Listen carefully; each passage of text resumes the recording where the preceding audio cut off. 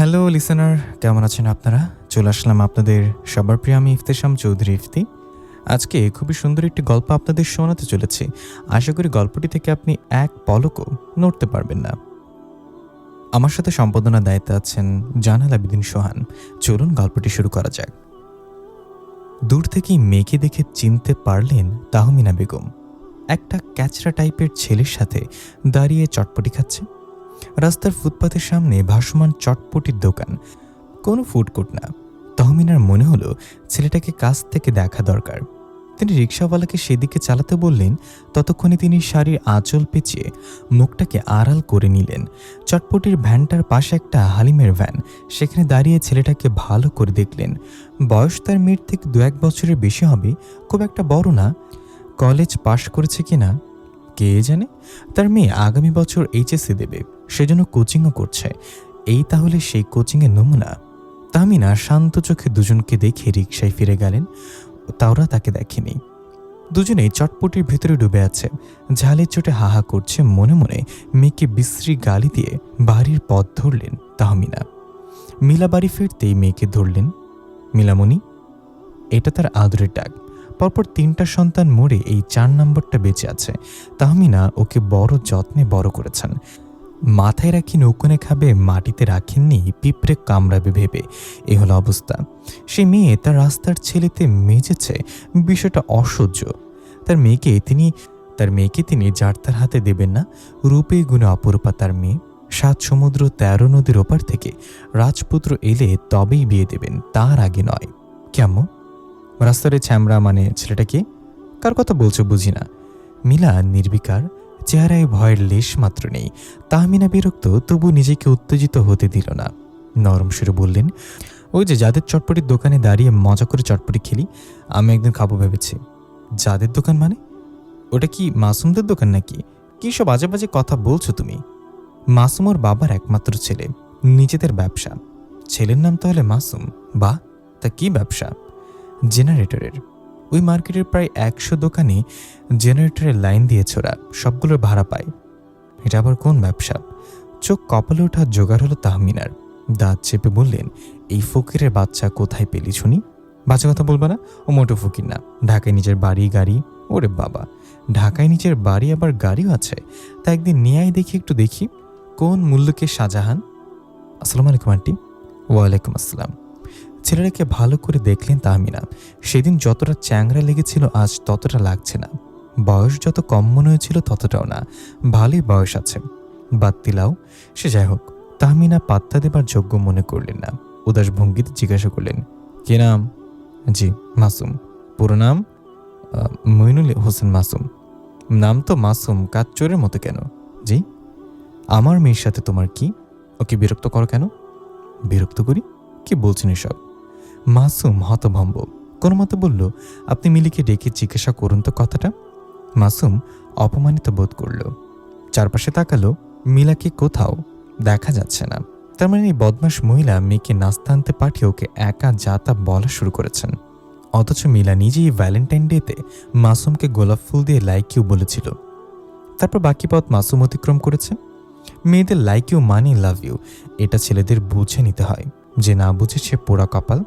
মাসুম হালকা গলা খাকারি দিল, নড়ে চড়ে বসে নাক মুছল, চুল পেছনে ঠেলল, কথা খুঁজে পেল না। তাহমিনা বেগম এক দৃষ্টিতে তাকিয়ে আছে, ভারী অশান্তি তো। মাসুম ঠিক করলো যা বলার সরাসরি বলবে, এত তেলানোর কিছু নেই। সেও ফকির না, মিলাকে বিয়ে করার যোগ্যতা আছে ওর। মুখ খুলতে যাবে এমন সময় মিলা চলে আসায় কথা থেমে গেল। মিলা হাসি মুখে বলল, কি কেমন লাগলো ওকে? বলেছিলাম না মাসুমকে সামনে থেকে দেখলে টাসকি খাবে তুমি। কথা হয়েছে তোমাদের? মিলা হাসি মুখে মায়ের দিকে তাকালো। তামিনা মনে মনে ভীষণ বিরক্ত। বোকার হদ্দ মেয়ে, ছেলে রূপ দেখে হুঁশ হারিয়েছে। গায়ের শার্টটা দেখে বোঝা যায় টাকার কত জোর। ছি। তিনি মিলার সামনে কিচ্ছু বললেন না, মুখ সরিয়ে নিলেন। মিলাকে বললেন, ওকে চা নাস্তা কিছু দে। ও তাই তো, এই কি খাবা তুমি? মাসুম কোনো জবাব দিল না। ওর মনটাই খারাপ হয়ে গেছে, বুঝতে পারছে না কি করবে। মহিলা মেয়ের সামনে এমন, আড়ালে আরেক রকম একরকম। এরকম হলে তো সমস্যা। কি বলছো এসব? আম্মা মন করতে পারে না। তোমার কি মনে হয় আমি বানিয়ে বলছি? তাকে তুমি আজই প্রথম দেখলাম। বানিয়ে বলে লাভ কি আমার? বুঝতে পারছি না, তিনি আমাকে তোমার সাথে বিয়ে দেবেন না, এটা স্পষ্ট। অসম্ভব। আমার মা আমাকে পাগলের মতো ভালোবাসে, সে কোনোদিন আমাকে কষ্ট দিয়ে কিছু করবে না, আমার মতের বিরুদ্ধে যাবে না। হতে পারে। তোমাকে কিছু বলেছে আম্মু? না, আমাকে সরাসরি কিছু বলেনি, কিন্তু আমাকে যে পছন্দ হয়নি সেটা তার আচরণে স্পষ্ট ছিল। তার কথাবার্তা অন্যরকম। অন্যরকম মানে? অন্যরকম বলতে সে আমাকে তোমার সাথে দেখতে পছন্দ করবে না, তার আরও ধনী কাউকে চাই, না হলে আমাদের পারিবারিক ব্যবসা নিয়ে কটাক্ষ করতো না। আরে না, আম্মু কটাক্ষ করবে না, ওটা তোমার ভুল ধারণা। আম্মু হয়তো ইনসিকিউরিটি থেকে বলেছে, বাদ দাও, ওসব নিয়ে তুমি ভেবো না। আম্মুর ব্যাপারটা আমার হাতে ছেড়ে দাও। যত যে বলো, সে আমাদের বিয়ে হতে দেবে না, সে তোমাকে আরও বড় ঘরে বিয়ে দিতে চায়। হতাশ গলায় বলল মাসুম। মিলা হাসল। মা হয়ে সে চাইলে বা দোষ কি? মাসুম দীর্ঘশ্বাস ফেলে মুখ নামিয়ে নিল। মনে মনে বলল, না, তাতে দোষ নেই, তবে তোমার মা নিজের দিকে তাকিয়ে দিবার স্বপ্নটা দেখলে ভালো হতো। শুধু চেহারা জোরে কি আর বড় ঘরে জামাই পাওয়া যায়? নিজের গাটে জোর থাকতে হয়। বড় ঘাটি নৌকা বাঁধতে গেলে দড়িটাও মোটা হতে হয়। তুমি সুন্দরী হতে পারো, কিন্তু তোমার পরিবার মোটেও সুন্দর না। তোমার মায়ের এত বাহাদুরি না দেখানোই ভালো। কথাগুলো মনে ভাবলেও মুখে বলতে পারল না মাসুম। মিলার মনে কষ্ট দিতে চায় না সে। মিলাকে সে সত্যি ভালোবাসে। মাসুম মৃদুস্বরে বলল, তাহলে আর প্রেম করে কি লাভ? বিয়েই যখন হবে না তখন? ও, তুমি অনেক ছেলে মানুষই করো মাসুম। শোনো, তোমাকে বলি, বিয়ে নিয়ে এত ভেবো না। পারিবারিকভাবে বিয়ে করতে গেলে সমস্যা, তো সে সমস্যার গোড়াতেই শেষ করবো আমি। প্রয়োজনে আমরা নিজেরাই বিয়ে করে ফেলবো, তারপর বাসে জানাবো। তাহলে তোমাকে আর আম্মু ফেরাতে পারবে না। তাতে কি কাজ হবে? হবে না মানে? 100 বার হবে। আচ্ছা, তুমি সব ভাবা বন্ধ করো তো। আর আমাকে বিয়েতে কি দেবে তার লিস্ট করো। বাবা মায়ের আদরের একমাত্র মেয়ে আমি। হাবিজাবি দিয়ে বিয়ে করলে মান সম্মান থাকবে না আমার। না, হাবিজাবি দিয়ে বিয়ে করব কেন? আমার যা আছে তাই দিয়ে বিয়ে করব। মাসুম মাথা চুলকে চিন্তিত ভঙ্গিতে বলল, আম্মা, আমি আজ বাসায় আসবো না। সে কি? কেন? কেন আবার কি? আজ থেকে আমি মাসুমদের বাসায় থাকবো। কি সর্বনাশের কথা বলে কি মেয়ে? হ্যাঁ, ঠিকই বলেছি, আমরা দুজনে বিয়ে করে ফেলেছি। ওমা, এ কি কথা? হুট করে না বলে? ছেলে তো কিছুই করে না, তোকে খাওয়াবে কি?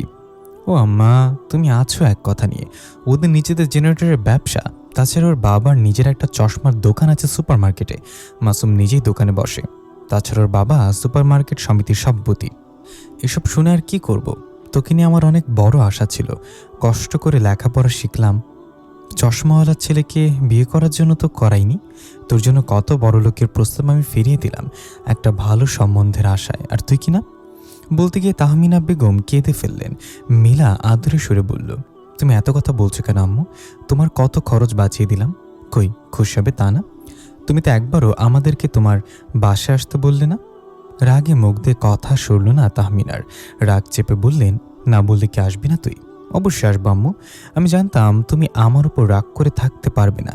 কাল দেখো আমি সবাইকে নিয়ে ঠিক আসবো। এরা অনেক ভালো আম্মু, তুমি চিন্তা করতে পারবে না মাসুমের আম্মু কতটা ভালো। হ্যাঁ, এখন তো মাসুমের আম্মুই ভালো হবে, আমি তো ফাও।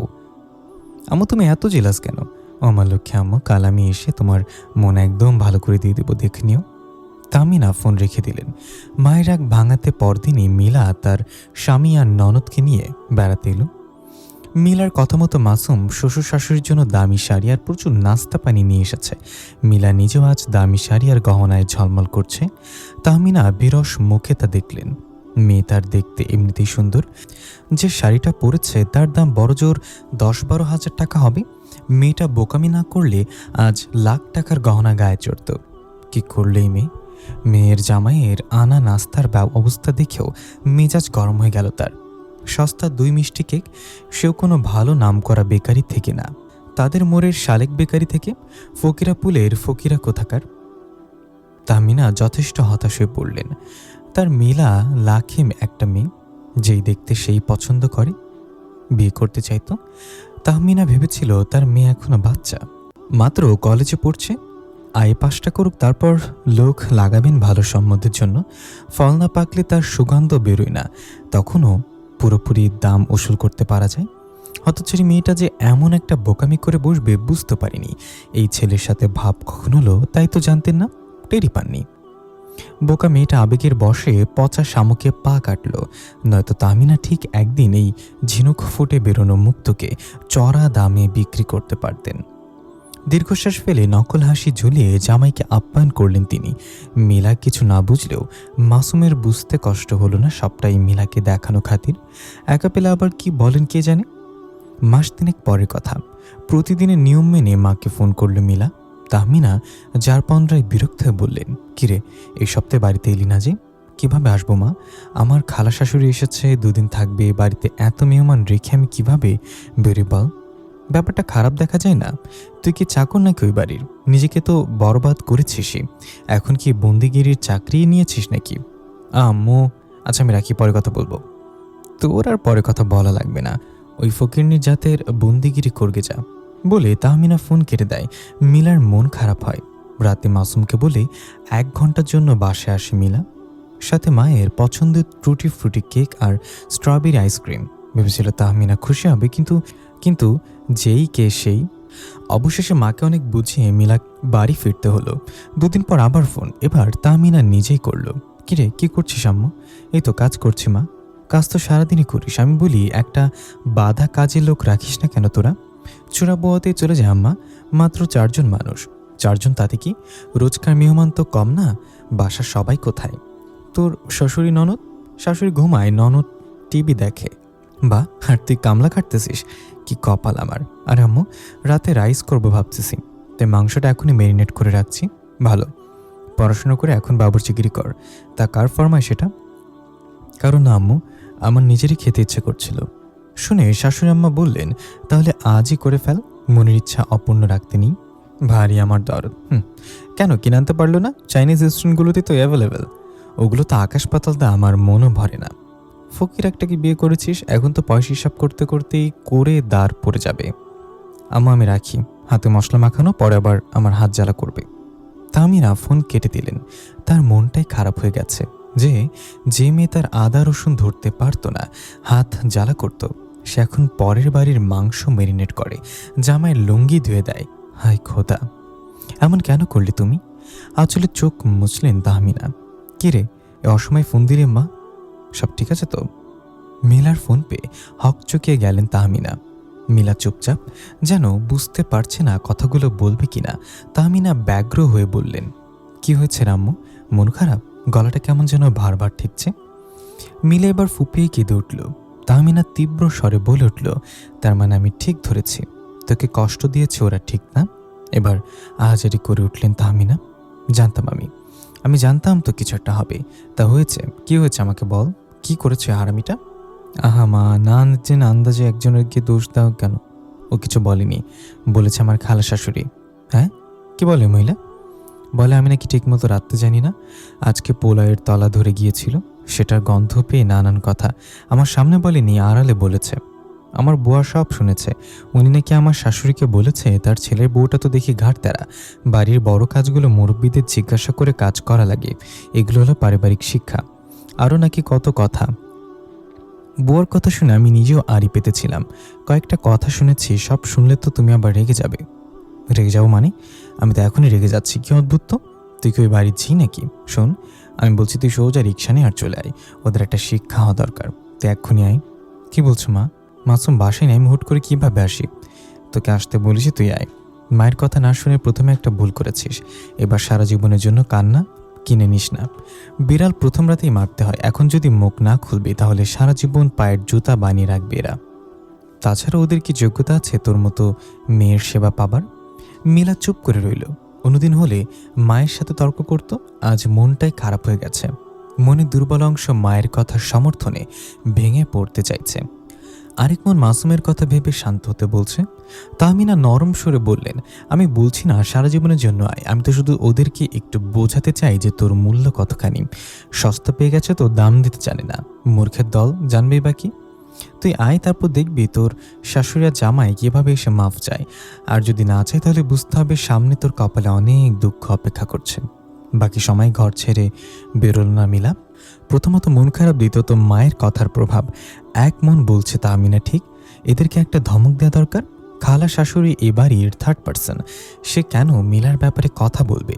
খুব বেশি হলে শাশুড়ি বলতে পারে, সেও ভদ্রভাবে। পিছু গুপতে কেন? সামনে রেখে বলতে কি কষ্ট লাগে নাকি সাহসে কুলায় না? মিলার রাগের কারণ এটাই। এরা পেছনে বলাবলি করছে, তার মানে মনে চোর আছে। মাসুমের মাকে উস্কে দিতে এসছে এই মহিলা। এই মহিলাকে এখনই কিছু না বলা হয় তাহলে এটার প্রভাব মাসুমের মায়ের উপর পড়বেই। ইতিমধ্যেই তার হাবভাব বদলে গেছে। বিয়ের পর যতটা অমায়িক মনে হয়েছিল ইদানিং যেন ততটা অমায়িক নেই। আর থাকবেই বা কিভাবে? সারাক্ষণ বোনের পুত্রবধূর গুণগান শুনলে মাথা তো বিগড়াবেই। মিলা তো ভয়েই মাকে জানেনি। খালা শাশুড়ি উঠতে বসতে নিজের ছেলে বউয়ের সাথে তুলনা করছে মিলার। সরাসরি কিছু বলছে না, কিন্তু অনবরত খোঁচা মেরে যাচ্ছে। সহ্যের একটা সীমা আছে। কিছু বলবে নাকি বুঝতে পারছে না, মনে হচ্ছে বলে দেয়াই ভালো। বাড়ি ছেড়ে চলে যাওয়াচ্ছে।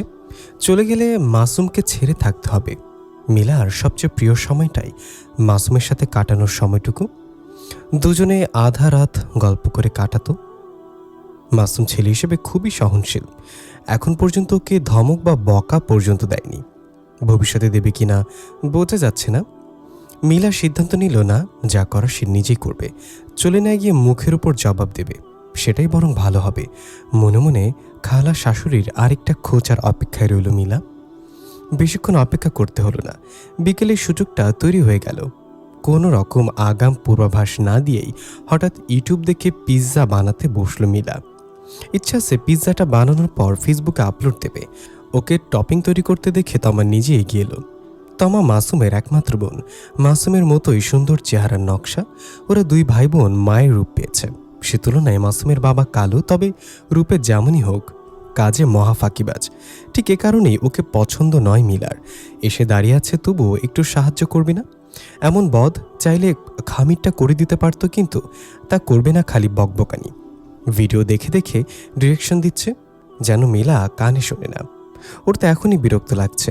এত কাজ করতে ভালো লাগে না। কেন যে হাত দিয়েছিল। নির্দিষ্ট সময় পার হবার পর পিৎজা বের করা হলো ওভেন থেকে। পিৎজাটা দেখে মন খারাপ হয়ে গেল মিলার। কেমন আজব লাগছে দেখতে। এক সাইড ফুলে ফেপে একাকার, অন্য পাশ চাপাতি রুটির মতো সমান। ওপরে পনির কুচির জন্য পিৎজা মনে হলেও নান রুটির চেয়ে বেশি কিছু মনে হচ্ছে না। কাটতে গিয়ে বোঝা গেল খামিরের যথেষ্ট খামতে ছিল। তলাটা একেবারে শক্ত মুচমুচে হয়ে গেছে। হতাশ হয়ে তমার দিকে তাকালো মিলা। মিলার চেহারা দেখে হিহি করে হেসে ফেলল তমা। তারপরে হাসি চেপে সহানুভূতি ফুটে তুলল চেহারায়। মিলার মুখখানে গম্ভীর হয়ে গেল। এমনিতেই কাজ করার অভ্যাস নেই ওর, তার উপর অতক্ষণ দাঁড়িয়ে কাজ করা। পা রীতিমতো ব্যথা করছে মিলার। বিয়ের পরের কয়েকদিন চনমনে আনন্দে যেটুকু করেছে সেই উৎসাহ এখন তলানিতে গিয়ে ঠেকেছে। উপরন্তু সকালের ফোনে মায়ের অমন সতর্কবার্তা। সারাটা দিনই এরকম অস্বস্তিতে ভুগছে। ঠিক বেঠিকের দোল চলে মেজাজটা অস্থির। শখ করে যাও একটা পিৎজা বানাতে বসেছিল, সেটিও বাঁকা তেরা দেখে মেজাজটা খারাপ হয়ে যাচ্ছে। এখন ননদিনীর খোঁচা মারা হাসি। মিলার মেজাজ বুঝে তমা নিজেই পিৎজার এক কোণা ভেঙে মুখে দিল। চিন্তিত ভঙ্গিতে বলল, খেতে খুব একটা খারাপ হয়নি ভাবি, জাস্ট তলা রুটিটা একটু শক্ত হয়েছে আর ক্যাপসিকামের কচকচে ভাবটা রয়ে গেছে। মনে হয় হিটটা একটু বেশি ফেলেছ। 180 না দিয়ে আর একটু কম আঁচে দিলে মনে হয় পিৎজাটা আরও সফট হতো, ক্যাপসিকামটা নরম হতো। তুমি তো তখন বললে 180°C দোষ কি আমার? আরে দোষ গুণের কি, ভিডিওতে যা বলেছে তাই তো। আমি বানিয়ে বলেছি নাকি? বাদ দাও, পিস করে সবাইকে দাও। আমি কাটবো কেন? তুমি বানিয়েছো, তুমিই কাটো। তমা মুখ কুচকাল। আমি পারবো না। পুরো বিকেলেই এক ছাতার পিৎজা বানাতে গেছে। সারা জীবনে আমি এত কাজ করিনি, তাও যদিও মন মতো হতো। এত খাটাখাটনির পর এই অবস্থা, এর চেয়ে কিনে খাওয়াই ভালো, মিলা বলল। নাচতে না জানলে উঠান বাঁকাই হয়। হঠাৎ পেছন থেকে বলে উঠল মাসুমের খালা। মিলার মুখ শক্ত হয়ে গেল এবার। খালা হাসি মুখে বললেন, দুজনে আকাম্মা, যেমন ভাবি তেমন ননদ। আমার ছেলের বউয়ের পিৎজা খেলে বলতা দোকানের পিৎজা কেউ হার মানায়। কি জানি কেমন বানায়, চোখে তো আর দেখিনি। কি বলতো আমা? মিলার চেহারায় হাসি হাসি ভাব থাকলেও তা কঠোর দেখাচ্ছে। তমা বিব্রত। মিলা বলল, কথা সত্য না মিথ্যা চোখে না দেখলে বুঝবো কিভাবে যে আপনি বানিয়ে বলছেন কিনা? 3 দিন ধরেই তো শুনছি আপনার ছেলের বউ এটা বানায় ওটা বানায়, কই কিছু তো আনতে দেখলাম না। বলতে পেরে নির্ভার মনে হলো নিজেকে। সেদিনের হজম করতে না পারা কথাটা বমি করতে পেরে অনেকটা হালকা লাগছে মীরার। খালার চেহারা হতভম্ব। মাসুমের মা ঘর থেকে বেরিয়ে এলেন, ধমকে সুরে বললেন, কিভাবে কথা বলছো বৌমা? বড়দের সাথে এভাবে কথা বলে মানুষ? বা আজ বড় আমাকে বলছেন? কই, গত দুদিনে তো বোনকে একবারও বলতে শুনিনি। সে জানে না ছোটদের সাথে কিভাবে কথা বলতে হয়? সব দায় কি ছোটদের? উনি গত কয়েকদিন ধরে ক্রমাগত পিঞ্চ কাটছে, তখন কানে কথা শোনেননি আপনি? মাসুমের মায়ের মুখ হা হয়ে গেল।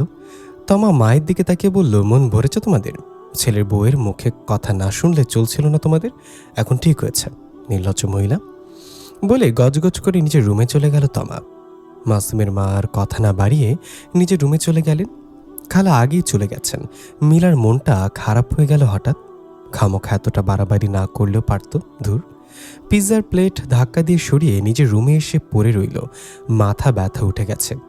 এদিকে খিদেও পেয়েছে। ভেবেছিল পিৎজা খাবে, অমন বিস্কুট মার্কা মতো পিৎজা খাবার শখ নেই। খিদের চোটে মাথা ব্যথা যেন আরেক গুণ বেড়ে গেছে। বমি ভাব হচ্ছে, সম্ভবত খিদের কারণে। বিছানা ছেড়ে উঠতে ইচ্ছে করছে না, কাউকে ডাকারও ইচ্ছাও নেই। তমাকে ডেকে যেত, কিন্তু অমন ব্যবহারের পর আর ইচ্ছে নেই।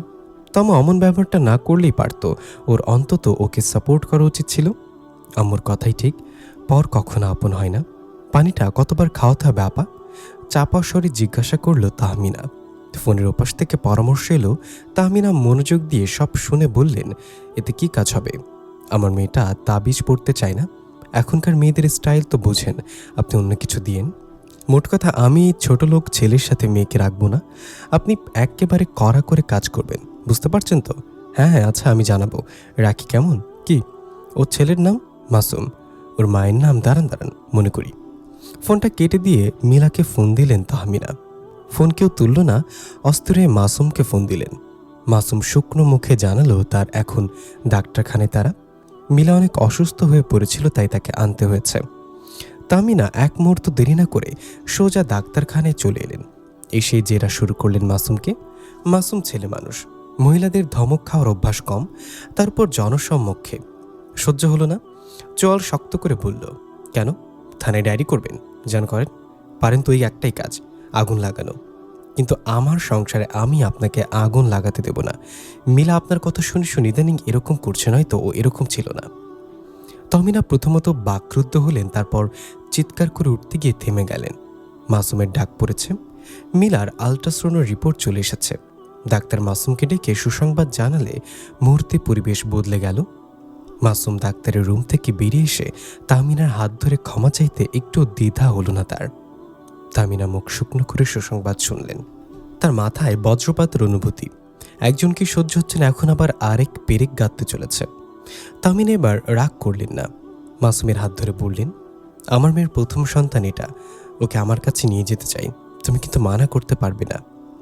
মাসুম তাৎক্ষণিকভাবে কিছু বলতে পারল না, ভাবল পরেও এটা নিয়ে কথা বলা যাবে। সে নিজে গিয়ে বউ আর শাশুড়িকে পৌঁছে দিয়ে এলো। রাতে খাওয়া দাওয়ার পর চলে আসতে চাইলে মিলা আটকালো। এখানে থাকবা না? না, আজ না, আজ তোমার বিশ্রাম দরকার। তাছাড়া বাসায় সবাই টেনশনে আছে, ভাবছি মিষ্টি নিয়ে ওর দাদিকে সুসংবাদটা দেব। মাসুম হাসল। দেখ, শুনে খুশি হয় নাকি? ছি, এভাবে বলতে হয় না। খুশি হবে না কেন?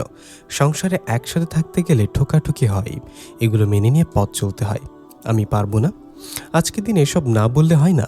আমি জানি খালাম্মা একটু ভেজালের মানুষ, সে তো আর রোজ আমাদের সাথে থাকবে না। তবু তাকে কিছু বলবে না তুমি? পৃথিবীর সব গুণ তার ছেলের বউয়ের, আর এই কথা সে আমাকে কেন শোনাবে বারবার? ছোট করার জন্য কিনা তুমিই বলো। আহা, বলুক না, কি হয় বললে? তাহলে আমার মা কি দোষ করলো যদি সে অন্য বাড়ির জামাইদের সাথে তোমার তুলনা করে? বলো। মাসুম ক্লান্ত ভঙ্গিতে হাত নেড়ে বলল, বাদ দাও তো, আমি বরং এখন যাই কেমন? বলে কোনো মতে মিলার কপালে ঠোঁট ঠেকিয়ে বেরিয়ে গেল মাসুম। মাসুম চলে যাবার পর বুক ঠেলে কান্না পেল মিলার। কথাগুলো না বলতেই পারত। ইস, রেগে গেলে কি যে হয় ওর। তামিনা ঘরে এলেন, মেয়ের পাশে বসলেন। জোর করে পানি গিলিয়ে সিঁথিতে এক গাদা তেল দিয়ে বললেন, নে এবার বিশ্রাম নে, অনেক হয়েছে, আর তোকে আমি রান্নাঘরে যেতে দেব না। মাসুমকে বলবো তোর ডেলিভারির পুরো সময় তুই এখানে থাকবি। ওই অজাতের গোষ্ঠীকে আমার চেনা হয়ে গেছে। মিলা কোনো জবাব দিল না, ওর কেবল কান্না পাচ্ছে। কারণটা সে জানে না, শুধু মনে হচ্ছে আজ মাসুমের বুকে মুখ গুজে ঘুমানো হবে না। মাসুমের গায়ের গন্ধটা বড় আপন লাগে। এই যে বোতলে করে পানি রেখে গেলাম, বারবার খাবি, পানি খাওয়া ভালো। তামিনা বললেন। মিলা বিরক্ত হয়ে গেল। খাবো বাবা, এখন যাও তো তুমি। বাতিটা নিভিয়ে দিয়ে যাও। মাসুম বাড়ি পৌঁছে সোজা মায়ের রুমে ঢুকলো। মিষ্টির বাক্স সামনে রাখলো। মালতী বেগম ছেলেকে দেখে একা দেখে অবাক হলেন। কিরে, বউ কোথায়? বউ নিয়ে ডাক্তারের কাছে গেলি আর এলি একা? মাসুম তার চেয়ে বেশি অবাক হয়ে বলল, আরে মিষ্টির সামনে দিলাম আর তুমি জিজ্ঞাসা করছো বউ কোথায়? আজব তো। এই তমা, রান্নাঘর থেকে 2টা পিরিচ নিয়ে আয়। বেশ আমোদে ভঙ্গিতে কথাগুলো বলে মিষ্টির বাক্সের গিট খুলতে গেল মাসুম। মালতী বেগমের মুখ থমথমে হলো। বৌমাকে কি বাপের বাড়ি দিয়ে এসেছিস? ও যেতে চাচ্ছিল না, আমি নিজে একরকম জোর করে দিয়ে এলাম। ডাক্তারের কাছে সব শোনার পর ভাবলাম ওর এখন বিশ্রাম দরকার, এখানে থাকলে ঠিকঠাক বিশ্রাম নেওয়া হবে না, তাই। আচ্ছা মা, তুমি কি শুধু বৌমার খোঁজই নিচ্ছ? একবারও তো জিজ্ঞাসা করলে না মিষ্টি কেন আনলাম? বাড়ির নতুন বউ হঠাৎ অসুস্থ হয়ে ডাক্তারখানায় গেল, মিষ্টির কারণ জানতে BA-MA পাশ করা লাগবে না? তবে খবরটা এভাবে না দিলেই বেশ ভালো লাগতো। সে বাপের বাড়ি কালও যেতে পারত, কিন্তু আমাকে গোনাতেই ধরল না। ডাক্তারখানা থেকে সোজা চলে গেল। আমরা কি কেউ না? মাসুম কিছুক্ষণ নীরব রইল। দীর্ঘশ্বাস ফেলে বলল, কেউ না হবে কেন মা? অবশ্যই তুমি কেউ। আসলে মিলা এত সিক হয়ে পড়েছিল, ডাক্তারও বলছিল মাতৃত্ব কোনো রোগ না বাবা, এই সময় দুর্বলতা স্বাভাবিক। তাই বলে ঘোড়া ডিঙিয়ে ঘাস খেলে কেউ সবল হয়ে ওঠে না। একদিন আমিও বাড়ির বউ ছিলাম, তো দাদিকে না জানিয়ে বাড়ির বাইরে পা রাখার সাহস করার কথা ভাবতে পারতাম না। এমনকি তোর বাবারও সে সাহস ছিল না। খামোখায় এসব কথা টানো, সেসব দিন এখন নেই মা। সেটা তোর বউয়ের কথাবার্তা থেকেই বুঝেছি। কি বলেছে মিলা? মাসুম অবাক হয়ে তাকালো মায়ের দিকে। মালতী মুখ ঘুরে নিলেন। তমা প্রিচ এনে দাঁড়িয়েছিল। মাসুমের কথায় সে মুখ খুলল। বিকেলে মায়ের সাথে মিলা আর তর্কাতর্কির ঘটনা সম্পূর্ণটাই খুলে বলল। মাসুম অবাক হয়ে তাকালো মায়ের দিকে। এই কারণে তুমি রাগ? মালতী চোখের পানি মুছলেন। মাসুম লক্ষ্য করল তার বড় খালা মুখ কালো করে এক কোণে বসে আছেন। এ পর্যায়ে তিনি বলে উঠলেন, আসলে ভুলটা আমারই। আমি আমার ছেলের বউটার নাম করে ভাব করেছি। ভালোকে ভালো বলেছে। আমরা তো বাবা ওরকম শাশুড়ি না, ছেলের বউকে পর করে দেখি না, তাই অগোচরে ভালো বলি। এটি সহ্য করতে পারেনি তোর বউ, রাগ করে যা তা শুনিয়েছে। আমি কিন্তু এমন কিছু খারাপ বলিনি। তাছাড়া আমি ওকে একা বলিনি, তোমাকেও বলেছি। জিজ্ঞাসা করো কি বলেছি, যেমন ভাবি তেমন ননদ, যা বলার দুজনকে একসাথে বলেছি। তোর বউ একা রাগ করলো কেন তা বুঝলাম না বাবারে। মাসুম মায়ের দিকে তাকালো, মৃদু স্বরে বলল, মিলা কি তোমাকেও কিছু বলেছে? বলতে বাকি গিয়ে রেখেছে। আমি তো তোমাকে এর চেয়ে বেশি বলি। আসলে নিজের মেয়েই। এই একই কথা মিলা যদি বলে তুমি মানবে? সে হয়তো তার মাকে এর চেয়ে বেশি বলে। মিলা যদি বলে মা তো মাই, তাহলে তুমি কি মানবে? ও এখন বইয়ের সাফাই গাওয়া শুরু হয়েছে। মালতী রেগে গেলেন। তমা হেসে বলল, তোমার বুঝতে হবে মা, ভাইয়া প্রেম করে বিয়ে করেছে। তোমার দিন শেষ। হ্যাঁ, এই ভাগ্য করে তো এসেছে যে ছেলের বউয়ের কথা শুনবো। অতটুকুনো মেয়ে দুজন মুরব্বীকে এক মুখের কথা শুনে গেল, আর তুই ওর হয়ে আমাকে বলতে এসেছিস? মাসুম কিছুক্ষণ নীরব রইল, তারপর সোজা হয়ে বসল। সশব্দে দীর্ঘশ্বাস ফেলে বলল, মা, এটা নিয়ে আমার বলার কোনো কারণ দরকার ছিল না, এমনকি জানারও দরকার ছিল না। যদি তুমি নিজে ভূমিকা নিতে। খালামণি তার ছেলের বউয়ের নাম করে তোমার ছেলের বউকে কথা শোনাতে পারলে তুমিও তোমার ছেলের বউকে সে কথা শোনার হাত থেকে বাঁচাতে পারতে কি পারতে না? খালামণির ছেলের বউ 5 বছর ধরে ঘর সংসার করছে। মিলার সংসারের বয়স 5 মাসও না। দুজনের তুলনাটা কি ঠিক ছিল? মালতী চুপ করে রইলেন। মাসুম বলল, তুমি যদি মিলার হয়ে খালামণিকে তখনই থামিয়ে দিতে বা কথা বলতে, তাহলে বোধহয় ঝামেলাটা হাওয়া পেত না। তুমি আর তমা দুজন মিলে ওকে খোঁচা খেতে দেখেছ। এটা এক ধরনের নীরব সমর্থন। মিলা মুখের উপর কথা শুনিয়ে মিলাকে যে অপরাধটা করেছ, তোমরা চুপ করে থেকে সেই একই অপরাধ কি করনি? মাসুম বোনের দিকে তাকালো। কিরে তমা, তুইও তো বলতে পারতি। খালামণি একা তার বৌমার গুণগান গাইতে পারলো, আর তোরা দুজন মিলাকে অসম্মানিত হওয়া থেকে বাঁচাতে পারলি না। মালতী বেগম চুপসে গেলেন। মাসুমের খালা ভীষণভাবে গুটে গেল এ কথায়। মাসুম যে তাকে কিছু না বলেও সব কথাই বলে দিল, সেটা বুঝতে বাকি নেই তার। মাসুম আস্তে করে উঠে দাঁড়ালো। তমা ওর দিকে পিচ বাড়িয়ে ধরলে মাসুম সেটা হাতে নিয়ে হঠাৎ ছুঁড়ে মারল দেয়ালে। হাতের ধাক্কায় মিষ্টির বাক্স উল্টে ফেলে দিল। মিষ্টি খাওয়ার দরকার নেই, তোরা খুশি থাক। মিলাও খুশি থাকুক ওর বাপের বাড়িতে, বলে সোজা নিজের ঘরে চলে এলো মাসুম। মালতী আঁচলে চোখ চেপে ধরলেন। তমা খালার দিকে তাকিয়ে বলল, তুমি কি খালামুনি, দিনের মধ্যে 100 বার ছেলের বউকে বাপের বাড়ি পাঠাও, এখানে এসে খামোখা আহ্লাদ না দেখালে কি চলছিল না? ভাইয়া কত আনন্দ মিষ্টি নিয়ে এসেছিল, ওর মনটাই ভেঙে দিলে তোমরা। জানি না বাবা, তোদের সাথে কথা বলো যে পাপ তা তো জানতাম না। যাক, বোনের বাড়ি আসতাম, এখন থেকে আর আসবো না। মাসুম এটাই বুঝে দিল আমাকে। যাক, অত কথার দরকার নেই। মালতী, আমি বলি কি, তুই নিজেই যা, গিয়ে তোর ছেলের বউকে নিয়ে আয়। আমি কাল সকালে বাসে বাড়ি চলে যাব। আমার জন্য তোদের মধ্যে ক্যাচাল লেগে থাকুক, এটা চাই না। খালা বেরিয়ে গেলেন রুম ছেড়ে। তমা মায়ের কাঁধে হাত রাখল। মালতী তখনও কাঁদছেন। সে রাতে ভাত খেলো না মাসুম। শেষ পর্যন্ত মালতী নিজেই এলেন ছেলের ঘরে। মাসুম শুয়ে শুয়ে মোবাইল দেখছিল। মালতীকে ঘরে ঢুকতে দেখেও সে নাড়াচাড়া করল না। খানিক অপেক্ষা করে মালতী নিজেই ইতস্তত করে বললেন, তোর খালা কাল সকালে চলে যাবে বলেছে। গেলে যাবে, এখানে আমার কি করার আছে? মোবাইলের দিকে চোখ রেখে বলল মাসুম। মালতী কিছুটা আহত হলেন। মৃদু স্বরে বললেন, না মানে ভাবছি তোর খালা যাবার আগে যদি ওকে নিয়ে তোর শ্বশুরবাড়ি যায় আর দুজনে মিলে বউকে নিয়ে আসি তাহলে কেমন হয়? মায়ের এই কথায় মাসুমকে আগ্রহী মনে হলো। সে মোবাইল রেখে আস্তে করে উঠে বসলো। মালতী বললেন, দেখ বাবা, একসাথে থাকলে সংসারে ঠোকাঠুকি হয়। মিলার সাথে কোনো ঝগড়া হয়নি যে ও রাগ করে বাপের বাড়ি চলে যাবে। তাছাড়া এমনও না যে সে চুপ করেছিল, সে তো মুখের উপরই জবাব দিয়েছে। তারপরও এমন একটা সময় রাগ করে চলে গেল, এটা ঠিক হয়নি। এদিকে তোর খালাও এই কারণে চলে যাচ্ছে, বিষয়টা ভালো দেখায় না। ওরা দুজনেই আমাদের আপনজন, একজনের জন্য আরেকজনকে ছোট করা ঠিক হবে না। তুই কি বলিস? কিসের সাথে কি মিলা আম্মা? খালা আমার পরিবারের কেউ না, আর মিলা আমার স্ত্রী। দুজনকে এক করে দেখা ঠিক না। যেতে চাচ্ছ যাও, তবে আসতে না চাইলে জোরাজুরি করো না। মাসুম ফের শুয়ে পড়ল। মালতী স্তম্ভিত হয়ে গেলেন ছেলের কথা শুনে। কোনো রকম দোষ না করেও অপমান হজম করে বোনকে নিয়ে যেতে চাইছেন, অথচ ছেলের একই ব্যবহার। যেন ওর কাছে মালতীর কথার কোনো মূল্যই নেই। বলে কিনা খালা কেউ না, এসব ছেলেকেই বুঝি কুলাঙ্গার বলে। ভুলটা বোধ হয় তারই।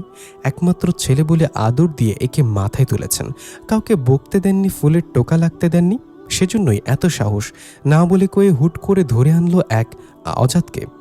সে অপরাধকে অগ্রাহ্য করে কেবল ছেলের পছন্দের মেয়ে বলে তাকে ঘরে তুলেছেন, অথচ তার ইচ্ছার কোনো দামই ছেলের কাছে নেই। যেদিন ধেই ধেই করে নাচতে নাচতে মেয়েটাকে নিয়ে বাড়ি ঢুকছিল, সেদিনই তার উচিত ছিল জুতা মেরে হারামজাদাকে বাড়ি থেকে বের করে দেয়া। সেটি না করে তার 25 বছরের সংসারে উড়ে এসে জুড়ে বসা এক অভিভাবকহীন মেয়েকে বরণ করতে নিয়েছেন তিনি। সেই মেয়ে আজ পান থেকে চুন খসলেই বাড়ি ছাড়ার হুমকি দেয়, আর তার কুলাঙ্গার ছেলে সে বউয়ের হয়ে মায়ের সাথে দাপট দেখায়। মালতী টু শব্দ করলেন না, নিঃশব্দে বেরিয়ে গেলেন। একটু পর মাসুম নিজে এলো মায়ের ঘরে। কই গেলে না তোমরা? কোথায়? কোথায় মানে? একটু আগে কি বলে এলে আমাকে? যাব না? যাবে না কেন? তখন না বললে দুজনে যাবে?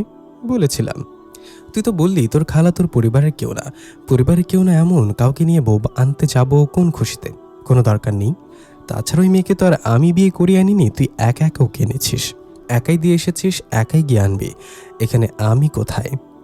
খামোকা আমি মাঝখানে কথা বলতে যাব কেন? ভালো করেছিস ওভাবে বলেছিস, নয়তো এবারও বোকামি করে বসতাম। সারা জীবন তো বোকামি করে গেলাম। মাসুম হতভম্ব হয়ে তাকিয়ে রইল মায়ের দিকে। মালতীকে শান্ত দেখাচ্ছে। মাসুম বৃতৃষ্ণা মেশানো গলায় বলল, ও তোমার বোনকে পর বলেছি তাই ফোসকা পড়ে গেল? মালতী হতবাক হয়ে গেলেন। ধরা গলায় বললেন, আমার বোনকে বাদ দে। এই আমাকে কি তুই ছেড়ে কথা বলেছিস, নাকি আমি তোর কেউ না? মন মতো বিয়ে করলি, মন মতো সব করেছিস, এখন সামান্য একটা বিষয় তো জেদ দেখাচ্ছিস। আপন পর বাছাই করতে লেগে গেলি কেন? আমি কিছু করিনি। গোয়ারের মতো বলল মাসুম। না, তুই কিছু করিসনি। তুই আর কি করবি?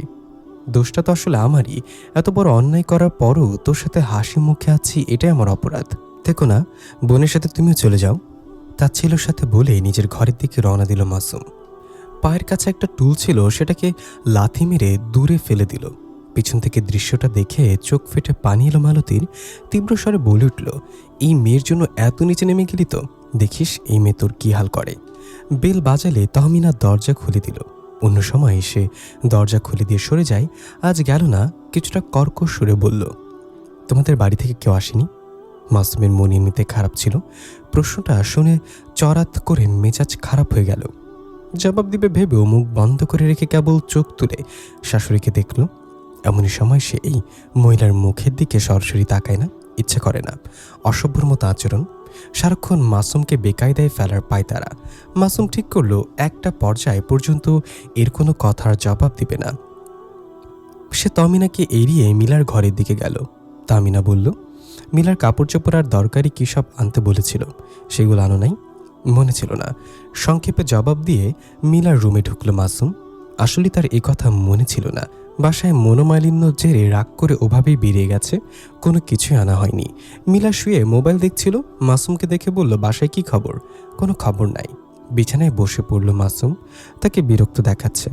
মিলা ভ্রুকুচকে তাকিয়ে থেকে বলল, কোনো খবর নাই আবার কেমন কথা? কি হয়েছে? ঝগড়া হয়েছে নাকি কারোর সাথে? কার সাথে ঝগড়া হবে? তাহলে এরকম হপ হয়ে আছো কেন? ঘরে ঢুকতে না ঢুকতে জেরা শুরু করেছো? একবার তো জিজ্ঞাসা করলে না নাস্তা করেছে কিনা? এত বেলা অবধি কেউ না খেয়ে থাকে নাকি? কেউ থাকে না, খালি আমি থাকি। রাগ করে কথাটা বলেই গলার স্বর খাদে নামিয়ে আনলো মাসুম। এখন ঘরে নাস্তা টাস্তা কিছু থাকলে খেতে দাও। আমি রাতে কিচ্ছু খাইনি। রাতে কিছু খাওনি ওমা? অথচ বলছো বাসায় কিছু হয়নি। ওহো, এত কথা বাড়াচ্ছ কেন? খাওয়া থাকলে দাও, না না থাকলে বলো বাইরে থেকে খেয়ে আসি। বাইরে থেকে খেয়ে আসবে কেন? আমি কি বলেছি যে ঘরে কিছু নেই? আজব মানুষ তো। নিজের বাড়িতে শক্ত করে দুটো কথা বলতে পারে না, আর আমার সাথে যত ঝগড়াঝাটি। বলতে বলতে বিছানা ছেড়ে নেমে ঘর থেকে বেরিয়ে গেল মিলা। মায়ের ঘরে গিয়ে ওকে দিল। তামিনা মোবাইলে কথা বলছিলেন। মিলা গিয়ে ফিসফিস করে খাবারের কথা জানতে চাইলে তামিনা বিরক্ত হলো। প্রথমে হাত উল্টানো, পরে ইশারায় ফ্রিজ দেখতে বলে ফের ব্যস্ত হয়ে গেল ফোনে। মিলা ফ্রিজ খুলে দেখল ভেতরে গতকাল রাতের দুটো মিষ্টি আর একটা প্রিচে এক টুকরো পুডিং পড়ে আছে। পুডিংটা কয়েকদিনের বাসি, রসকস একদম শুকিয়ে গেছে। কিন্তু উপায় নেই, মাসুমকে দেবার মতো ঘরে আর কিছু নেই। কন্টেনারে নোনতা বিস্কুট আছে বটে, সেগুলো মাসুম খাবে না। মাসুম বিস্কুট পছন্দ করে না। অজ্ঞতা একটা প্রিচে মিষ্টি আর পুডিং নিয়ে নিজের ঘরের দিকে রওনা দিল মিলা। তামিনার তখন ফোনে কথা শেষ। পেছন থেকে বলে উঠল, কে খাবে এগুলো? মাসুম। ওনাকে রাতে খায়নি, নিশ্চয়ই বাসায় কিছু হয়েছে। আমি হটপটে রুটি সবজি কিছু পেলাম না, তাই এগুলোই দিচ্ছি। বা, রাতে খাইনি আর এখন খালি হাতে ড্যাং ড্যাং করে চলে এসছে শ্বশুরবাড়িতে নাস্তা খেতে। নিয়মকানুন কিছু জানি? এবার দেখ কোন ফকিরকে বিয়ে করেছিস, ছোট লোকের জাত। চাপা স্বরে গড় গড় করে উঠল তাহমিনা। আহা মা, আস্তে কথা বলো, মাসুম শুনবে। বাসায় হয়তো রাগারাগি করেছে, এই জন্য খাইনি, নয়তো এত বেলা পর্যন্ত না খেয়ে থাকবে কেন? রাগারাগি করে খাইনি। এই ম্যান্ডা করবে রাগারাগি? মায়ের গোলাম, একটা হক কথা বলার সাহস নেই, আবার আসে নির্লজ্জের মতো খালি হাতে শ্বশুরবাড়িতে গিলতে। শোন, আমার কাছে লুকিয়ে লাভ নেই। তোর জামাইকে আমার চেনা হয়ে গেছে, আর এই বাড়ির মানুষদের আমি চিনে গেছি। চেনেছ ভালো করেছে, বা চুপ থাকো। মিলা নিজের ঘরে চলে এলো। মাসুমের সামনে ঠক করে প্লেটটা রেখে বলো, নাও এটা খেয়ে নাও, বাসার কিছু নাই। মাসুম বুড়োকুচকে পিরিচটা দেখল। মিষ্টি জিনিসটা এমনিতেই তার অপছন্দ, তার উপর এই সাত সকালে খালি পেটে মিষ্টি, কোনো মানে হয় না। বিরক্ত হয়ে বলে, এগুলো কি এনেছ? কি আবার? মিষ্টি আর পুডিং। আমি তোমাকে বললাম রাতে খাইনি, আর এখন সকাল বাজে 11টা, আমাকে খালি পেটে এগুলো খেতে দিচ্ছ? আরে বাবা, আমি কি জানতাম নাকি যে তুমি আসবে সকালে? জানো তো রাখতাম, তুমি একটা ফোন করে দিলেও তো পারতে, আর নয়তো নিজেই নিয়ে আসতে। জানো না চুলায় গ্যাস থাকে না, আমাদের দোকান থেকে নাস্তা কিনে খেতে হয়। আম্মা দুজনের জন্য নাস্তা আনিয়েছিল, সে তো আর জানে না তুমি আসবে, তাহলে বেশি করে আনাতাম। মাসুম বহু কষ্টে রাগ সামলালো। শান্তস্বরে বলল, এগুলো নিয়ে যাও, আমি খাবো না। তাহলে কি খাবে? কিছু খাবো না বলে উঠে দাঁড়ালো মাসুম। মীরা ওর শার্ট ধরে টান দিল, এই কোথায় যাও? বসো, বোয়াকে পাঠাচ্ছি, হোটেলে গিয়ে দেখো কিছু পাই কিনা। লাগবে না বলে বেরিয়ে গেল মাসুম। মিলা এই করে ডেকেও ওকে থামাতে পারল না। মিলার গলার আওয়াজ পেয়ে তামিনা চলে এলো। কি হয়েছে? চেঁচামেচি কিসের? কিসের আবার? ও না খেয়ে চলে গেল, মুখ ভার করে বলল মিলা। তামিনা মুখ বাঁকালেন। ছালনায় কুত্তার নাম বাঘা, মা বোনের সাথে পারে না এখানে এসে যত আলগা ঝাড়ি। এরকম সময় কার বাসার গরম পরোটা রুটি থাকে শুনি? মা তুমি চুপ করো তো, যাও এখান থেকে। আমি তো চুপ করেই থাকি, চুপ থাকি বলে এত বড় অঘটনটা ঘটাতে পেরেছিস। তুমি থামবে? কেন থামবো? ওই বেয়াক্কেলের এতটুকু জ্ঞান হলো না যে খাইনি যখন তখন নাস্তাটা কিনে সাথে করে নিয়ে যাই, আবার এসে আলগা ঝাড়ি মারে যেন ওর বাপদাদার বাড়ি। এবার নিচে দেখ কোন ছোট লোককে জুটিয়েছিস। ওই যে সোনিয়াদের বাড়ি গিয়ে দেখ, রোজ হাত ভরে নাস্তা আনে ওর জামাই, পুরো বাড়িকে নিয়ে খায়। দুদিন পর পর এত বাজার আনে, সেদিনও তো শুনলাম এক গাদা মাছ, মুরগি, গরুর গোস্ত নিয়ে এসেছে। আর এই এক জামাই আমার ঘরে, ফকির ফাকরা, পোড়া কপাল আর কাকে বলে, ভালো মন্দ সম্বন্ধ বাদ দিয়ে। বলতে বলতে থেমে গেলেন তামিনা। মাসুম এসে দাঁড়িয়েছে সদর দরজার সামনে। ওর হাতে একটা জালি ব্যাগে বড় একটা ঠোঙা, আরেক হাতে আপেল, নাশপাতি, কলা। তামিনা হালকা গলায় বলল, ও তুমি? আমি তো তোমার চলে যাবার কথা শুনে মিলাকে বকছিলাম। বললাম না খেয়ে ছেলেটাকে যেতে দিলি কেন? তামিনার গলার সুর বদলাতে শুনে মিলা বেরিয়ে এলো। ওকে বিস্মিত দেখাচ্ছে। মাসুম যে চলে যায়নি, বরং নাস্তা আনতে গেছে, এটা তার জানা ছিল না। মিলাদের বাড়ির পাশে অনেক রকমের খাবারের দোকান, হয়তো সেখান থেকে নিয়েছে। ইস, মায়ের কথাগুলো শুনেছে কিনা কে জানে। না শুনলেই ভালো। মিলা এগিয়ে এসে মাসুমের হাত থেকে প্যাকেটগুলো নিল। মাসুম মিলার হাতে প্যাকেটগুলো দিয়ে গম্ভীর মুখ করে বলল, এগুলো তুলে রাখো, আমি একটু আসছি। আসছি মানে কোত্থেকে আসছো? বাইরে থেকে। বাইরে? বাইরে কোথায়? পরে শোনো। বলে মাসুম বেরিয়ে যেতে উদ্যত হলে মিলা ওকে ডাকলো, এই দাঁড়াও, খবরদার বাইরে যাবে না তুমি। বলেই মিলা এক হাতে প্যাকেট সামলে অন্য হাতে মাসুমকে আটকানোর চেষ্টা করলো। মাসুম আস্তে করে মিলার হাত ছাড়িয়ে দিয়ে বলল, আমি তো বললাম বাইরে থেকে আসছে একটু পর, তুমি এগুলো তুলে রাখো। কিন্তু বাইরে কোথায় যাবে সেটা তো বললে না। এসো বলবো, দেখি হাত ছাড়ো। না, তুমি যাবে না। মাসুমের হাত শক্ত করে চেপে ধরল মিলা। যা এনেছো এগুলোই খাবে, কোথাও যাওয়া লাগবে না তোমার। আমি জানি রাগ করে চলে যেতে চাচ্ছ তুমি, তাহলে তো এটাও জানো কেন রাগ করেছি। মিলা কঠিন চোখে তাকালো মাসুমের দিকে। মা মুরব্বী মানুষ, একটা কথা না হয় বলেছে, তাই বলে তোমাকে এভাবে চলে যেতে হবে? মাসুম ম্লান হেসে বলল, বা কত সমাজদার মেয়ে তুমি। কিন্তু আমার পক্ষে এখানকার কোনো কিছু মুখে দেয়া আর সম্ভব না মিলা। এ পর্যন্ত যা শুনেছি, তারপর আর এ বাড়ির দানা পানি খাওয়া ঠিক হবে না। খেলে বুঝতে হবে আমি কোনো মানুষের বাচ্চা না। মিনা মাসুমের হাত ছাড়ল না, টান দিয়ে ঘরের ভিতরে নিয়ে গেল। চাপা স্বরে বলল, এত কথা কথা রাগ কেন করো তুমি? আগে তো এরকম ছিলে না, নাকি তোমার বাসা থেকে কান ভরে দিয়েছে, এসেই কেমন উল্টাপাল্টা ব্যবহার শুরু করেছো? একটু বুঝতে চেষ্টা করবে তো পরিস্থিতিটা। মাসুম মুখ ভার করে বসল। মিলা ওকে জড়িয়ে ধরে বলল, মাত্র দুদিন আমি বাড়িতে নেই, তাদের সাহেবের মেজাজ চড়ে আছে। সারাদিন এখানে বসে থাকবে তুমি, কোথাও যেতে পারবে না। মাসুম রাগে কাঁপছিল। মিলার উষ্ণ আলিঙ্গনে মেজাজ তার জোর হারিয়ে ফেলল। মৃদুস্বরে বলল, আমাকে একটু পানি দাও। মাসুম নাস্তা না খেয়ে চলে যেতে চেয়েছিল, মিলা দিল না। মাসুমের আনা নাস্তার পুরোটাই ওর সামনে ঢেলে দিল। মাসুমের নিজেরও প্রচণ্ড খিদে পেয়েছিল, সে আর বাগাড়ম্বর করল না, চুপচাপ খেয়ে নিল। নিজের সাথে সাথে মিলার মুখেও গুজে দিল কয়েকবার লুচি, সবজি আর মাংসের টুকরো। নাস্তা খাবার পর সে বিশ্রাম নেবার সময় আগের রাতের সমস্ত কথাই বলল মাসুম। মিলা চুপচাপ শুনল। বলল, তোমার মাকে অতটা দোষ দিই না, ঝামেলা করে তোমার খালাটা। শেষের পরই একটার পর একটা ঝামেলা তৈরি হচ্ছে। সারাক্ষণ নিজের বউয়ের গুণগান। আসলে গুণগান কিছুই না, আমাকে ছোট করতে হবে তো। নিজেকে দিয়ে তো আর কিছু তুলনা দেওয়া যায় না, তো ছেলের বউকে দিয়ে দিল। দৌড় বাদ দাও তো, এসব নিয়ে আর মাথা ঘামাতে মন চায় না। যার যা ইচ্ছা বলুক, তুমি তোমার মতো থাকবে, তাহলেই তো হলো। থাকতে দিলে তো থাকবো। তোমার বোনটার কথাই ধরো না, অলসের হদ্দ। একটা কাজ করবে না শুধু, আর সে বড় বড় কথা নিয়ে। সেও যদি ওদিন একটা ভূমিকা নিত তাহলে তো হতো। আহা, বাদ দাও না। কেন, বোনের কথা বলেছি তাই? না, সারাক্ষণ এসব শুনতে ভালো লাগে না। বলে মাসুম পাশ ফিরল, কোলবালিশটা টেনে নিয়ে চোখ বন্ধ করলো। মিনিট দুয়েক পর মিলা উকি দিয়ে মাসুমকে দেখল। চোখ বন্ধ দেখে মনে হলো ঘুমাচ্ছে।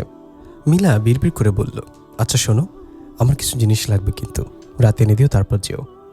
মাসুম জবাব দিল না এই কথার। মিলা হালকা ধাক্কা দিল, এই ঘুমাচ্ছ? মাসুম অনর। মিলা ফোঁস করে দীর্ঘশ্বাস ফেলল। মন বলছে মাসুম জেগে আছে, এত তাড়াতাড়ি কেউ ঘুমাতে পারে নাকি? জোরে নিঃশ্বাস ফেলে বলল, বাচ্চাটা হোক, তারপর আমি আর ওদের সাথে থাকবো না, আলাদা হয়ে যাব। কি শুনছ? ফের ধাক্কা পড়ল মাসুমের গায়ে। মাসুম সাথে সাথে মুখ ফেরালো। কাদের সাথে থাকবে না? মিলা মুখ ভেঙচে বলল, আমি জানতাম তুমি ঘুমাওনি। ঘুমাচ্ছিলাম, চোখটা লেগে এসেছিল। তাহলে শুনলে কিভাবে? কাদের সাথে থাকবে না? মিলার প্রশ্নের জবাব না দিয়ে বলল মাসুম। মিলা পুনরাবৃত্তি করল কথাটার। মাসুম পাশ ফিরে ঘুম জড়ানো গলায় বলল, এসব আজে বাজে চিন্তা মাথা থেকে বের করো। এমন কিছু হয়নি যে আলাদা হবার কথা ভাবতে হবে। তাছাড়া আমি মায়ের একমাত্র ছেলে, আমি সরে গেলে তমা আম্মা ওদেরকে দেখবে কে? আরে দুধের শিশু ওনারা, আমার মাকে কে দেখবে? এটা তর্কের বিষয় না মিলা। তোমার মা কর্মজীবী, আমার মা তো তা না। সে যাই হোক, আমি আলাদা হব না আর হবার কথা বলতে পারবো না। হ্যাঁ, তুমি বা আমরা দুজনে যেটা যেভাবে দেখতে পছন্দ করি সেটা সেভাবে করতে বলতে পারবো, তাহলে তো হলো। আরে তোমার কথা শুনে বসে আছে তোমার বোন আর মা, সারাদিন কান পোড়া তো ওই দেয়। আর ওরা তোমাকে গোনাতেই ধরে না? আচ্ছা, সময় আসুক, দেখা যাবে ধরে কি ধরে না। এখন একটু ঘুমাতে দাও। বললাম সারা রাত ঘুমাতে পারিনি। এসব বাদ দিয়ে আমার চুলে বিলি কেটে দাও, একটু ঘুমাই। মিলা কথা বাড়ালো না। মাসুমের চুলে হাত রাখতে গিয়ে ওকে জড়িয়ে ধরে পিঠে মাথা রাখলো। তাতেই মাসুম নাক ডাকতে শুরু করে দিল। বন্ধ দরজায় টোকা পড়লে মিলা উঠে দাঁড়ালো। অসংকৃত বেশবাস সামলানোর আগেই দরজা খুলল। তামিনা কড়া চোখে মেয়েকে দেখলেন। তারপর ভেতরে শুয়ে থাকা মাসুমকে চিবিয়ে চিবিয়ে বললেন, ডাক্তার কিন্তু এই 1 মাস সাবধানে থাকতে বলেছে। তুই আমার ঘরে এসে বিশ্রাম নে। আরে ধুর, কী সব ফালতু কথা বলছো, দাও ওষুধ দাও। তামিনার হাত থেকে এরকম একরকম ছিনিয়ে নিল ওষুধগুলো মিলা। নাস্তার পরের ওষুধগুলো খেতে ওর আসলেই মনে থাকে না। তামিনা মনে করে খাইয়ে দেয়। ওষুধ খেয়ে দরজাটা শব্দ করে বন্ধ করলো মিলা। তারপর একটা ম্যাগাজিন হাতে নিয়ে মাসুমের পাশে শুয়ে পড়ল। হাই উঠছে তারও। মাসুম ওর আশেপাশে থাকলে ওর এমন হয়, প্রশান্তিতে ঘুম আসে। মিলা পেছন থেকে মাসুমকে জড়িয়ে ধরে চোখ বন্ধ করলো। কতক্ষণ পর ঠিক বলতে পারবে না, ব্যথায় ঘুম ভেঙে গেল মিলার। প্রথমে চিনচিন করলেও পাত্তা দিল না। তারপরে আচমকা একটা পাক দিয়ে ওঠা ব্যথায় হুঁশ হারাবার জোগাড় হলো মিলার। চিৎকার করে উঠল মিলা। মিলার চিৎকারে মাসুমের ঘুম ছুটে গেল। লাফ দিয়ে উঠে মিলাকে ওভাবে তরপাতে দেখে দুহাতে জড়িয়ে ধরল। চেঁচিয়ে শাশুড়িকে ডাকলো। তামিনা এলেন না। মিলা পাগলের মতো ছটফট করছে আর চিৎকার করছে সামনে। মাসুম দ্রুত বিছানা ছেড়ে নামলো। বাইরে এসে বুঝতে পারল তাহমিনা বাসায় নেই। সম্ভবত ওদের দুজনের দরজা বন্ধ করার পরই তিনি বাইরে গেছেন। পাড়া বেড়ানোর অভ্যাস আছে এই মহিলার। মাসুম কি করবে ভেবে পেল না। মিলা কথা বলার মতো অবস্থায় নেই। তার চিৎকারে মাথা এলোমেলো হয়ে যাচ্ছে মাসুমের। মিলাকে রেখে যে একটা রিক্সা বা গাড়ি আনতে যাবে সেটাও পারছে না। হঠাৎ মোবাইলটার কথা মনে পড়ল। সেটা দিয়েই তাহমিনাকে ডাকলো মাসুম। তাহমিনা ফোন পেয়েই ছুটে এলেন। তিনি দর্জি দোকানে গিয়েছিলেন তার ব্লাউজ সেলাই হয়েছে কিনা দেখতে। বাড়ি ফিরে মেয়ের অবস্থা দেখে হাউমাউ করে কেঁদে উঠলেন তাহমিনা। মিলা তখন মাটিতে গড়াগড়ি দিচ্ছে কাটা মুরগির মতো। রক্ত বেসে যাচ্ছে মেঝেতে। তাহমিনার হাতে মিলাকে ছেড়ে দৌড়ে রিক্সা আনতে গেল মাসুম। একটা সিএনজি পেয়ে সেটাই ভাড়া করে ফেলল। বাড়ির ভেতরে ঢুকতেই শুনতে পেল তাহমিনার চিৎকার। ইতিমধ্যে আরও 2জন মহিলা এসে জুটেছে। তাহমিনা মাসুমকে দেখে বললেন, তো একটা অমানুষ জানোয়ার। আমি জানতাম এমন কিছু হবে, এজন্য আমি মেয়েটাকে তোমার ওখানে রাখতে রাজি হইনি। নিজের কাছে নিয়ে এসেছি, তারপরও পিছু ছাড়লে না। এখানে এসে পড়েছে নিজের খায়েশ মেটাতে। মানে কি বলছেন আপনি সব? ঠিকই বলেছি, অজাত ছোট লোক বলে উম্মাদের মতো গালাগালি করতে লাগলেন তাহমিনা। আমার মেয়ে যদি কিছু হয় তাহলে তোমার 14 গোষ্ঠীকে আমি পুলিশে দেবো, দেখে নিও। স্থানীয় একটা অখ্যাত ক্লিনিকে মিলার গর্ভপাত পরবর্তী চিকিৎসা সম্পন্ন হলো। মাসুমের ফোন পেয়ে তমা মালতী দুজনেই এসেছে। মাসুমকে দেখাচ্ছে উদভ্রান্তের মতো। ক্লিনিকের বারান্দায় বসে সে কপাল চাপড়াতে লাগলো, কাঁদতে লাগলো। মালতী নিজেও কাঁদছেন। তামিনা ওদের সামনে আসেনি, ভেতরেও ডাকেননি কাউকে। শুধু একবারে এক মহিলাকে পাঠিয়ে বলেছেন, কান্নাকাটি যা করার বাইরে গিয়ে করতে হবে, এটা নাটক করার জায়গা না। তাছাড়া রোগীর অবস্থা সুবিধা হচ্ছে। শুনে মাসুমের ভেতরে যাবার জন্য পিড়াপিড়ি করতেই তামিনা নিজেই বেরিয়ে এলেন। শক্ত গলায় বললেন, তুমি আর কোনোদিন আমার মেয়ের সামনে যাবে না। তোমাকে দেখলেও বেশি উত্তেজিত হয়ে যাবে। ডাক্তার ওকে 24 ঘন্টা রেস্টে থাকতে বলেছেন। আমি যাব, ও আমাকে দেখলে খুশি হবে। আপনি বারবার আমাকে আটকাচ্ছেন কেন? আমি যাবই, খবরদার। আর একটা কথা বলবি না। তোর কারণেই আমার মেয়ে মরতে বসেছিল। এতক্ষণ কিছু বলিনি বলে সাহস বেশি হয়ে গেছে। ভেতরে যদি 1 পা বাড়াস তো তোর টেংরি ভেঙে দেব। নির্লজ্জ হারামজাদা, সাহস কত! আকাম কুকাম করে এখন আবার আমার মেয়েকে দরদ দেখায়। চোখ গরম করে কথাগুলো বলে 2জন পুরুষ আত্মীয়কে ডাকিয়ে তাদের দিয়ে মাসুমকে বাইরে পাঠিয়ে দিলেন তাহমিনা। মাসুম প্রথমে রাগ করে পরে অনুনয় করলে লোকগুলো বলল, দেখো জামাই, এটা তো এখন আর আমাদের হাতে নাই। বিচার সালিশ হবে, তারপর দেখা যাবে তুমি দোষী না নির্দোষ। আপাতত পরিস্থিতি জটিল। হাজার হোক মায়ের মন, তুমি এখন এখানে আর এসো না। মাসুম ব্যর্থ মনোরথ হয়ে ফিরে গেলেও পরদিন সোজা হাজির হলো তাহমিনার বাসায়। তখনই জানতে পারল তাহমিনা মিলাকে নিয়ে ক্লিনিক থেকেই তার কোনো এক আত্মীয়ের বাসায় চলে গেছে। কবে ফিরবে বলে যায়নি। মাসুম হতভম্ব হয়ে বাড়ি ফিরল। মায়ের কোলে মাথা রেখে পাগলের মতো কাঁদল। তার পরের দিন ফোনে তাহমিনার মুখে তালাকের কাগজ পাঠানোর কথা শুনে স্তব্ধ হয়ে গেল মাসুম। তার মানে সবটাই আপনার প্ল্যান করা। আপনি ইচ্ছে করে এটা করেছেন যেন আমরা আলাদা হয়ে যাই। এই ছেলে, মুখ সামলে কথা বলবি। তুই কোনো কালেই আমার মিলার যোগ্য ছিলি না। আমি আপনার সাথে কোনো কথাই বলতে চাই না। আপনি মিলাকে দিন। মিলা তোর মুখও দেখতে চায় না। খবরদার আর ফোন দিবি না, আল্লাহর গজব পড়বে আপনার উপরে। আচ্ছা পড়লে পড়বে, তোর চিন্তা কি? তুই তো নিজের মাথা বাঁচা। আর শোন, মিলা নিজেই তালাকের সিদ্ধান্ত নিয়েছে, কাজে বাড়াবাড়ি করে লাভ নাই। বেশি বাড়াবাড়ি করলে আমি আদালতে যেতে বাধ্য হব। তাহমিনারা দুই বোন, তাহমিনা আর নাসিমা। নাসিমা ছোট, বলতে গেলে তাহমিনার ছত্র ছায়াতেই সে থাকে।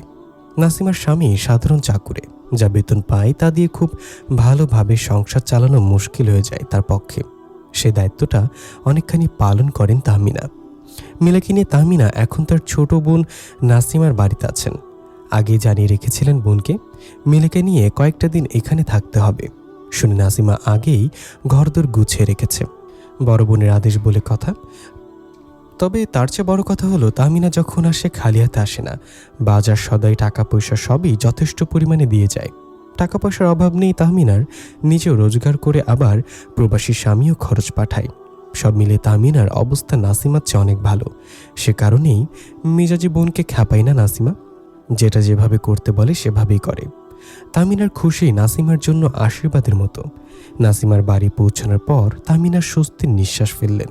অনেক ধকল গেছে তার উপর দিয়ে, এবার ভালে ভালে বাকি ঝামেলাগুলো সেরে মেয়েটাকে নিষ্কণ্টক করতে পারলেই মুক্তি। কথাগুলো মিলার বাবাকে জানানো দরকার, নয়তো কোথা থেকে কি কানে তুলে দেবে। তার চেয়ে তাহমিনার মুখে শুনুক।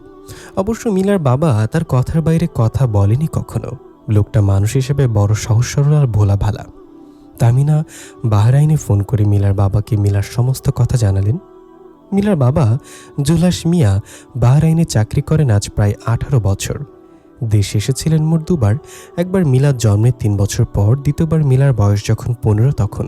এরপরে আর আসা হয়নি। তাহমিনা রাজি ছিলেন না। অযথা বারবার আসা যাওয়ায় বাড়তি খরচ, তাছাড়া দেশে এসে করবেটা কি? এখানে আছে কি যে সে আসবে? তার চেয়ে যেখানে আছে ওখানেই ভালো।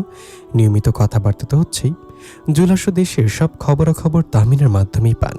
তিনি ভালো করে জানেন তাহমিনা অত্যন্ত চৌকস আর বুদ্ধিমতী মহিলা। নইলে জুলহাসের অনুপস্থিতিতে দেশের সব আত্মীয় স্বজন এক হাতে সামলাতে পারত না। মিলার বোকামি আর অসম বিয়ের ধকলেও তাহমিনা একাই সামলেছেন। এসব কথা জুলহাস নাসিমার কানই শুনেছে। তাহমিনার উপর পূর্ণ আস্থা আছে তার। মিলার শ্বশুরবাড়ি অত্যাচার আর যৌতুকের কথা শুনে প্রথমে রাগে ফেটে পড়লেন জুলহাস। তিনি বললেন, মামলা মোকদ্দমা যা লাগে কর, হারামজাদাকে জেলের ভাত খাওয়াও, টাকা যা লাগে আমি ব্যবস্থা করব। তাহমিনা স্বামীকে শান্ত করলেন, অত উত্তেজিত হয়েও না, যা করার আমি করছি। আগে মেয়েকে সামলাই, বহু কষ্টকে মানাতে পেরেছি। জাদু করে রেখেছিল হারামজাদা, নইলে শাশুড়ি ননদের এত অত্যাচারের পরও ওই ছোট লোকের সাথেই থাকতে চাইবে কোন আক্কেলে? তারপরও সব মেনে নিয়েছিলেন তাহমিনা, কিন্তু গর্ভবতী স্ত্রীর সাথে যে ব্যবহার সে করেছে, এরপর আর তাকে সহ্য করা উচিত হবে না। আচ্ছা তুমি যা ভালো বোঝো করো, মামলার খরচপত্র কত কি লাগে জানাবো। তুমি মিলার সাথে কথা বলো, কি একটু বুঝিও। আপসেট হয়েছে বেচারি। ওই হারামজাদা দোষ মানতে চায় না, বলে কি দুর্ঘটনা। থাক বাদ দাও, ওকে বেশি ঘাটানোর দরকার নেই আপাতত। করেছো কি? ঘুমাচ্ছে। ঘুমের ওষুধ দিয়েছে ডাক্তার। আচ্ছা ঠিক আছে, আমি পরে ফোন করে কথা বলবো। আমাদের ওইদিকে কিছু জানিয়েছিলে? কোনো দরকার নেই। তোমার গোষ্ঠীর লোকজন আমাকে দেখতে পারে না, তারা আমার মেয়েকে দেখতে পারবে, আরও খুশি হবে। আমার কাউকে দরকার নেই, আমি একলাই যথেষ্ট। ঠিক আছে, যা ভালো বোঝো করো। খুব বেশি হাঙ্গামা করতে হলো না তাহমিনাকে। ভাড়া করা দুটো ছেলে একদিন মাসুমের বোন তমাকে রাস্তায় দাঁড় করিয়ে ভীষণ রকম আজে বাজে কথা বলল। সরে যাবার আগে একজন থুতনিটাতেও হাত দিয়ে নেড়ে দিল। তমা প্রচণ্ড ভয় পেয়ে গিয়েছিল। বাড়ি ফিরে খুব কান্নাকাটি করল। সব শুনে মালতী স্তম্ভিত, রাগ চেপে শান্ত ভঙ্গিতে ছেলেকে বললেন, এরপরও যদি এই মেয়েকে নিয়েই তোর সংসার করতে হয়, তাহলে আমার কিছু বলার নেই। তোর বাবা মারা যাবার পর আমি তোর কোনো ইচ্ছায় বাদ সাধিনি। যখন যা চেয়েছিস তা ন্যায় হোক চাই অন্যায় হোক, পরোয়া করিনি। কষ্ট হলেও মেনে নিয়েছি। আজ আর পারলাম না। তুই এই মেয়েকে নিয়ে এ বাড়িতে থাক, আমি তোমাকে নিয়ে অন্য কোথাও ব্যবস্থা করে নেব। মাসুমের এমনিতেই ভঙ্গুর অবস্থা, তারপর গত কয়েকদিন ধরে তাহমিনার দিকে থেকে আসা এলোমেলো সংবাদ ওকে অনেকখানি বিধ্বস্ত করে দিয়েছে। মাকে সবটা বলার সাহস হয়নি, মুখ থাকতো না তাতে। কিন্তু আজ তোমার সাথে ঘটে যাওয়া ঘটনাটা মাসুমকে স্থির থাকতে দিল না। মুখে আজে বাজে কথায় যথেষ্ট ছিল, গায়ে হাত দেওয়াটা বাড়াবাড়ি হয়ে গেছে। কিন্তু ভাই হয়েও কিছু করতে পারছে না, এটাই কষ্ট। মাসুমের মাথায় রক্ত চড়ে গেল। তাহমিনাকে ফোন দিল তখনই। মাসুম কিছু বলার আগে তাহমিনা নিজেই বলে উঠলেন, এই ব্যাটা শোন, তো চালাকি আমি সব বুঝি, এসব চালবাজি করে কোনো লাভ হবে না। নিজেই লোক ভাড়া করে নিজের বোনকে ভিকটিম সাজাস। তোদের মতো ছোটলোক ফ্যামিলির ছেলেদের বিশ্বাস কি? তোর বোনের আবার ইজ্জত? আরও খারাপ কিছু যে করিসনি তাই তো অবাক হই। শোন, এসব করে মিলাকে পাবি না। তুই কোনো কালেই মিলার যোগ্য ছিলি না। তাছাড়া আমার মিলা তো তোর নামও শুনতে চায় না। মাসুম রুদ্ধশ্বাস বলল, আপনার মতো হারামি আমি আমার জীবনে আরেকটা দেখিনি, আর দেখবিও না। একদিন আফসোস করবেন বলে দিলাম। আমার তো মনে হয় তুই করবি। এবার বকবক বন্ধ করে শোন। 2 দিনের মধ্যে তালাকনামা চিঠি যাবে। নিলে নিবি, না নিলে না, তালাক ঠিকই হয়ে যাবে। জি না, আমাকে তালাক দেবার সুখ আমি আপনার মেয়েকে দেব না, আমি নিজে আপনার মেয়েকে তালাক দেব। এবার দেব কি দিচ্ছে, আমি তাকে ছেড়ে দিলাম, তালাক দিয়ে দিলাম। শুনেছেন? চিৎকার দিয়ে বলে উঠল মাসুম। মালতী পাশে দাঁড়িয়েছিলেন। তিনি ছুটে এসে মাসুমকে থামানোর চেষ্টায় ওর মুখে হাত চাপা দিলে মাসুম মায়ের হাত ধাক্কা দিয়ে সরিয়ে দিয়ে বলতে লাগলো, এখন থেকে আপনি আর আপনার মেয়ে সারা জীবন মানুষকে বলে বেড়াবে আমার স্বামী আমাকে ছেড়ে দিয়েছে। খবরটা আপনার মেয়ের কানে পৌঁছে দেবেন। কালকেই আমার চিঠি পৌঁছে যাবে আপনার ঠিকানায়। মোহরানা আমি আগেই শোধ দিয়েছি, কাজেই সে আমার কাছে কিছু পাবে না। বলি ফোন রেখে দিল মাসুম। 2 চোখ জ্বালা করছে তার, না কষ্টে না আফসোসে। অনুতাপের অনলে বুকটা পড়ে যাচ্ছে ওর। শুধু পছন্দের মানুষকে পাবার জন্য সবাইকে কতই না কষ্ট দিয়েছে। আজ সম্মত বোনটা পর্যন্ত তাহমিনার ষড়যন্ত্রের শিকার। আর ভুল করা যাবে না, তাহমিনা তো আমার কোনো ক্ষতি করার আগেই এই পরিবার থেকে বিচ্ছিন্ন হতে চায় মাসুম। চলে যাক মিলা। নীরবে তালাকনামার দিকে তাকিয়ে রইল মিলা। প্রথমে মায়ের কথাগুলো ঠিক বিশ্বাস হচ্ছিল না ওর, এখন তালাকের কাগজটা হাতে পাবার পর বিশ্বাস হচ্ছে। মাসুম যেমন মা অন্তঃপ্রাণে ছেলে, তার পক্ষে এমন কাজ করা অসম্ভব কিছু না। মিলা এখন আগের চেয়ে অনেকটাই সুস্থ। মিসক্যারেজের পরপরও কিছুটা স্মৃতি বিভ্রম ঘটেছিল, কাউকে ঠিকমতো চিনতে পারত না।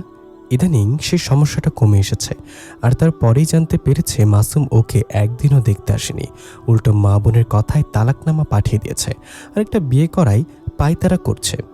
কথাগুলো শোনার পর মিলা নিজেই বীতশ্রদ্ধ হয়ে পড়েছে জীবনের উপর। আজ বুঝতে পারছে মায়ের কথা না শুনে কেবল চোখের ভালো লাগায় বিয়ে করাটা উচিত হয়নি ওর। আজ ওর কারণে মা বাবা কত কষ্ট পাচ্ছে। মিলার সামনে ভেজা চোখে সে এসে দাঁড়ালো। তাহমিনা তার চোখের পানি সামলে পরাজিত হলো মিলার বোকা ভালোবাসা আর চটুল আবেগ। ওয়াদা করলো জীবনে কোনোদিন মাসুমের নাম উচ্চারণ করবে না। রাজধানীর একটা 3 তারকা হোটেলের বলরুমে পা রেখেই হকচকে গেল মিলা। এতটা জমকালো পরিবেশ আশা করেনি। আজ এখানে একটা জমকালো পার্টি হবে। তাহমিনা যে প্রাইভেট কোম্পানিতে চাকরি করেন সেই বসের 25 বছর বিবাহ বার্ষিকী আজ। তিনি স্টাফদের সবাইকে দাওয়াত করেছেন, সবার সাথে 2 জন গেস্ট আনার অনুমতি আছে। তাহমিনা কেবল মিলাকে নিয়ে এসেছেন। আজ অনেক বড় মানুষ আসবে এখানে, তাদের সাথে মিলার দেখা করে দিতে চান তাহমিনা। তাহমিনা আশা আছে এখানে মেলার জন্য উপযুক্ত পাত্র খুঁজে পাবেন তিনি। এরা যেমন শিক্ষিত তেমন রুচিশীল পরিবার থেকে আগত, মাসুমের মতো ছোট লোক না। মিলাকে আজ একরকম জোর করেই সাজিয়েছেন। সুন্দর একটা নীল রঙের জামদানি পরেছে মিলা। তাহমিনা খুব শখ করে নিজের জন্য দাম দিয়ে কিনেছিলেন, পরা হয়নি এখনো। আজ মিলাকে সেটা পরানোর পর তাকে চেনাই যাচ্ছিল না। আনন্দে তাহমিনার চোখে পানি এসে পড়েছে। কি অপূর্ব লাগছে মেয়েটাকে, অথচ এই মেয়ে সেই ছোট লোকের পাল্লায় পড়ে কি আজব সব সস্তা কাপড় পরে ঘুরত। দেখলেই মেজাজ খারাপ হয়ে যেত তাহমিনার। আজকে মিলার সামনে ওই মাসুম ছোকরাকে ঠিক দারোয়ানের মতো দেখাতো। মিলারও খুব ভালো লাগছে। চমৎকার আয়োজন, দারুণ সব ব্যবস্থা। বলরুমের ডায়াসে যিনি গাইছেন তাকে টিভিতে দেখেছে মিলা। আজ তাকে সামনাসামনি গাইতে দেখে খুব অবাক লাগছে। নিজেকে বেশ গুরুত্বপূর্ণ মনে হচ্ছে। এরকম একটা অনুষ্ঠানে অংশ নিতে পারা ও সৌভাগ্যের বিষয়। সাধারণ একটা বিবাহ বার্ষিক, অথচ কি অসাধারণ একটা ইভেন্ট। মনটা উদাস হয়ে গেল মিলার। মন দিয়ে গানটা শুনল। ইতিমধ্যে তাহমিনা এসে তাড়া দিলেন, মিলু চল খাবার নিয়ে এসে বসি, এত সব আইটেম শেষ করতে পারবি না। না পারলে নাই, আমি এখান থেকে 1 পাও নড়ব না। তুমি নিয়ে এসো আমার খাবার, তুমি তো আমার চয়েস জানো। তাহমিনা এসে ফেললেন, তারপর নিজে গেলেন খাবার আনতে। 2 প্লেট ভর্তি করে যখন মিলার কাছে ফিরে এলেন, তখন মিলা তাদের একজন সহকর্মীর আত্মীয়ের সাথে কথা বলছে।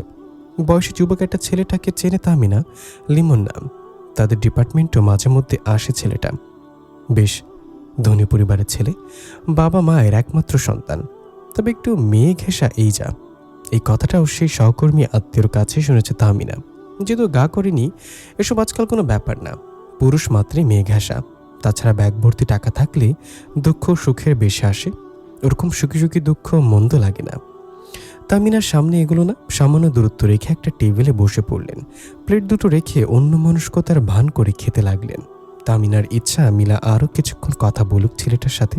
কে জানে, যদি সত্যি মনে ধরে যায় তবে মিলার জীবনের অপার সম্ভাবনা দুয়ার খুলে যাবে। প্রায় ঘণ্টাখানেক চলল আড্ডা। লিমন মিলার কাছ থেকে শুনে নিয়ে তামিনাকে খুঁজলে তামিনা নিজেই সামনে চলে এলেন। হাসি মুখে পরিচয় করানোর ভঙ্গিতে বললেন, ও আমার মেয়ে মিলা। কথা হয়েছে আপনার সাথে? জি হয়েছে, হাসলো ছেলেটা। এখানে না এলে তো জানতামই না এত সুন্দর একটা মেয়ে আছে আপনার। So sweet. আনন্দের তোরে সবগুলো দাঁত বের হয়ে গেল তামিনার। মনে মনে দোয়া করলেন ছেলেটা যেন তা আজ তার মেয়েটাকে পছন্দ করে ফেলে। হলো তাই। পরদিন সেই সহকর্মী অফিসে এসে জানালো তার সেই আত্মীয় মিলাকে খুব পছন্দ করেছে, বিয়ে করতে চায়। তামিনা অবাক হলেন।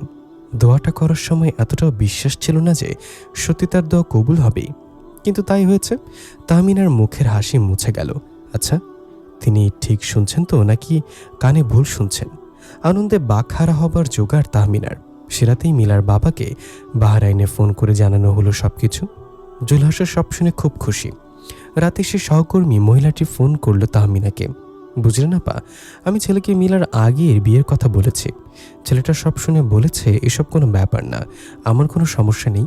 আলহামদুলিল্লাহ, খুব ভালো। তবে আমার মেয়ের বিয়ে বলতে ওই নামেই বিয়ে আপা, কাগজে বিয়ে যাকে বলে। আমার মিলা তো ও বাড়িতেই যায়নি, মানে তুলে নেবার আগেই ছাড়িয়ে নিয়েছে। ছেলের সম্পর্কে খারাপ কথা জেনে আমরা দেইনি। এ তো ভালো কথা। আচ্ছা, ডিভোর্স ঠিকঠাক মতো হয়েছে তো?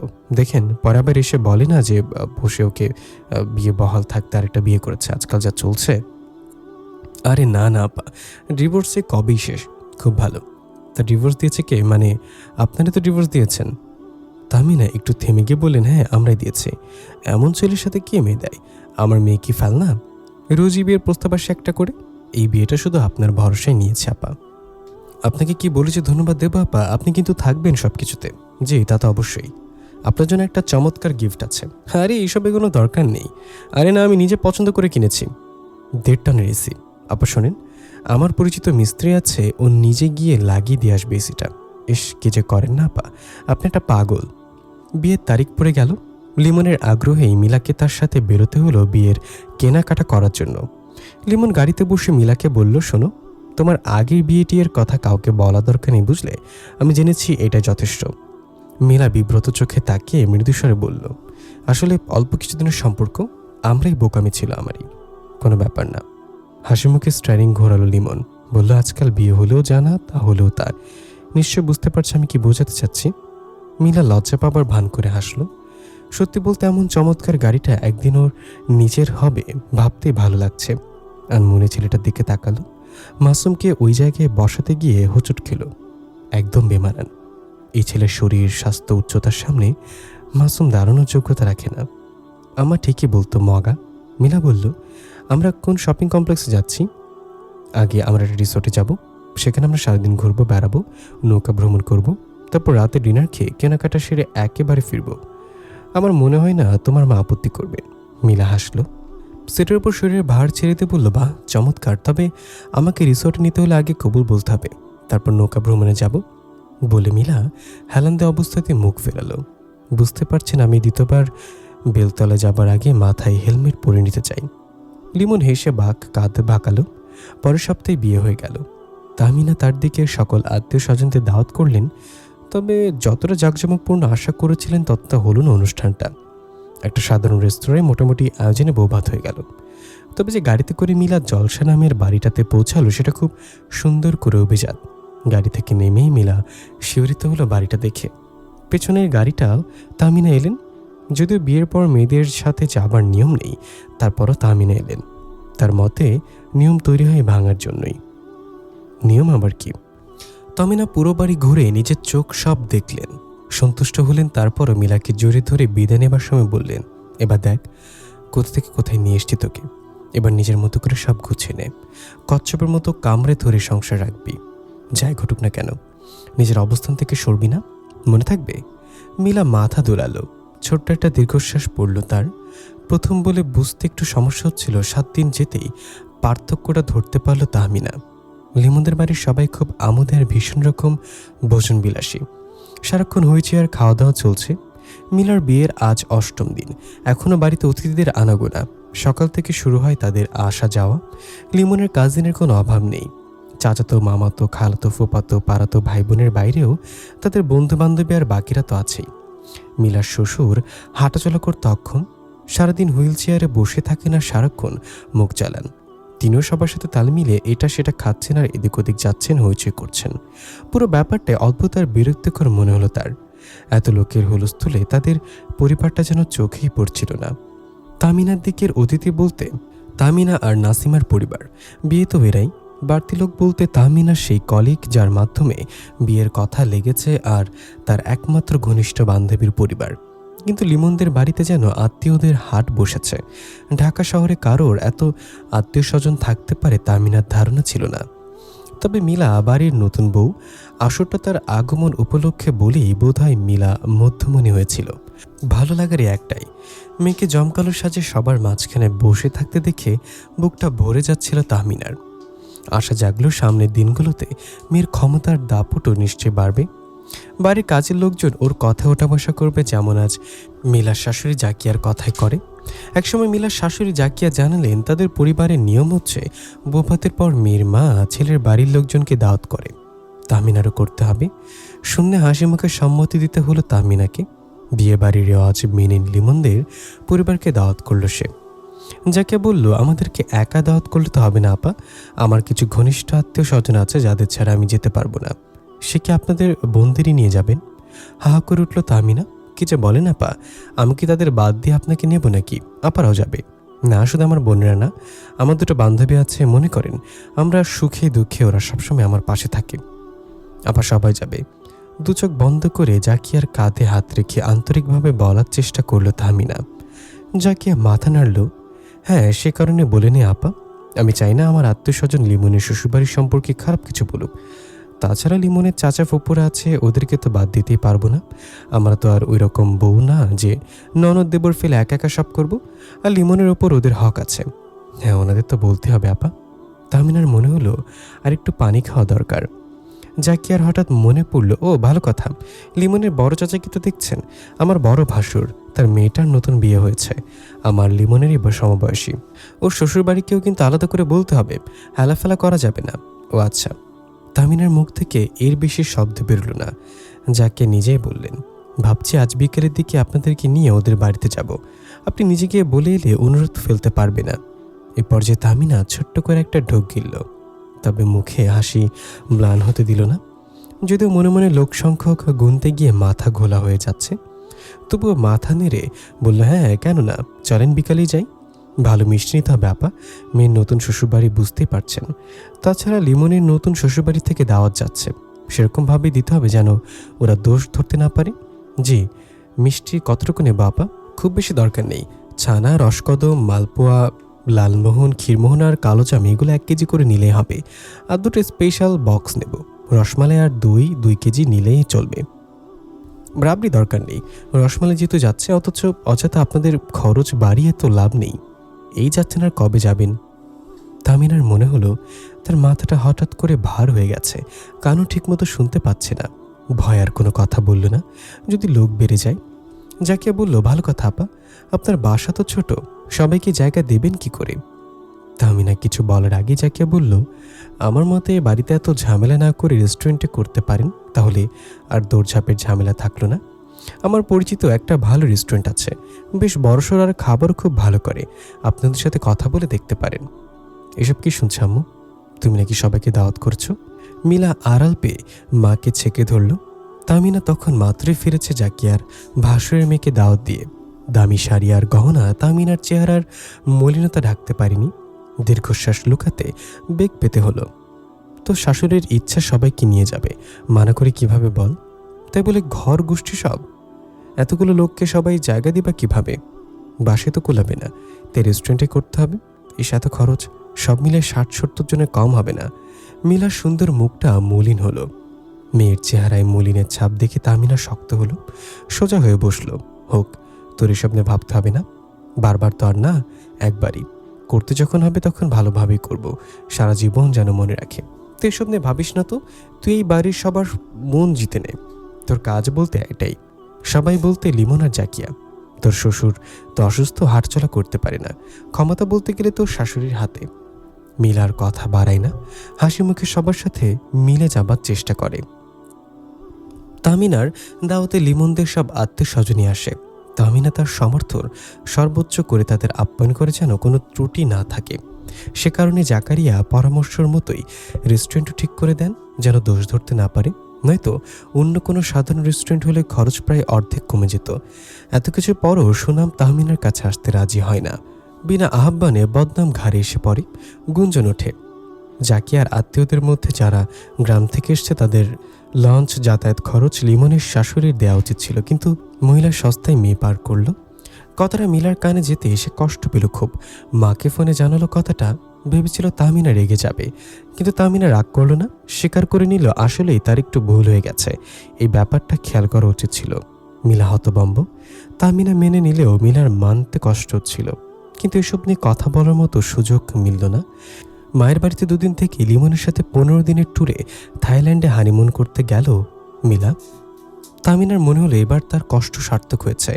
এই আনন্দের কাছে বাকি সব কষ্ট তুচ্ছ। মেয়ে দেশ বিদেশে ঘুরবে, দামি শাড়ি পরে স্বামীর পাশে বসে লং ড্রাইভে যাবে, তবেই না লোকদের বলে আনন্দ। বাকি খরচের কথা ভেবে লাভ নেই। বড় ঘাটে নৌকা বাঁধলে দড়িটা তো মোটাই লাগবে, এটা নিয়ে আফসোস করা বোকামি। টেলিফোনে মাকে থাইল্যান্ডের গল্প বলছিল মিলা। জানালো তাহমিনার জন্য অনেক কিছু এনেছে থাইল্যান্ড থেকে। তাহমিনার আনন্দ উপচে পড়ছিল মিলার ভ্রমণের গল্প শুনে। এমন সময় জাকিয়া ডাকলে মিলা বলল, আমার শাশুড়ি ডাকছে আম্মু, পরে কথা বলবো। আচ্ছা ঠিক আছে। জাকিয়া আপাকে আমার শুভকামনা জানাইস। জানাবো, বাই। ফোন রেখে শাশুড়ির ঘরে উকি দিল মিলা। জাকিয়া নাকে রুমাল দিয়ে দাঁড়িয়ে আছে, আর লিমনের বাবা মুখ কালো করে বসে আছেন। মাটিতে পাতলা পানির মতো হলুদ রঙের পদার্থের শৈলাপ, বিচ্ছিরি গন্ধ ছড়াচ্ছে সেখান থেকে। মিলা হতভম্ব হয়ে বলল, জি আম্মা, ডেকেছেন? হ্যাঁ একটু। তোমার শ্বশুরকে পরিষ্কার হতে সাহায্য করতো বৌমা? জি মানে আমি? হ্যাঁ। আসমান থেকে পড়ার কি হলো? কাজে মেয়েটা আছে না, ও যা করার করবে, তুমি শুধু ওকে সাহায্য করবে। বলে নাকে আঁচল চেপে বেরিয়ে গেল জাকিয়া। কাজের মেয়েটা ততক্ষণে কোমরে ওড়না কেচে বেঁধে ঘরে ঢুকছে, তার হাতে ছোট বালতি আর ন্যাকড়া। সে মিলাকে দেখে বলল, নিন নতুন ভাবি, আঁচল কাছা মারেন, খালুরে শক্ত করে ধরতে হইব, আমি তারে সাফ করুম, আপনি খালি পানি ঢালবেন, দিন তাড়াতাড়ি করেন। বলে গজগজ করতে লাগলো মেয়েটা। খালি সারাদিন খাউন, কত কই খালু এত হাবিজাবি খায়েন না, ইহ গন্ধ দেখছস নি। মিলার মনে হলো ওর পায়ের নিচ থেকে মাটি সরে যাচ্ছে। এরকম বিদঘুটে অনুরোধ সে এই জীবনে আর কখনো শুনেছে কিনা মনে করতে পারল না। সে ভেবে পাচ্ছে না কি করবে। শাশুড়ি তার মতামত জানতে চায়নি, আদেশ করে সরে গেছে। লিমনের বাবার নাম জাহাঙ্গীর আলম, একসময় স্বর্ণ ব্যবসায়ী ছিলেন। স্বর্ণ কিনে গহনা বানিয়ে বিক্রি করতেন।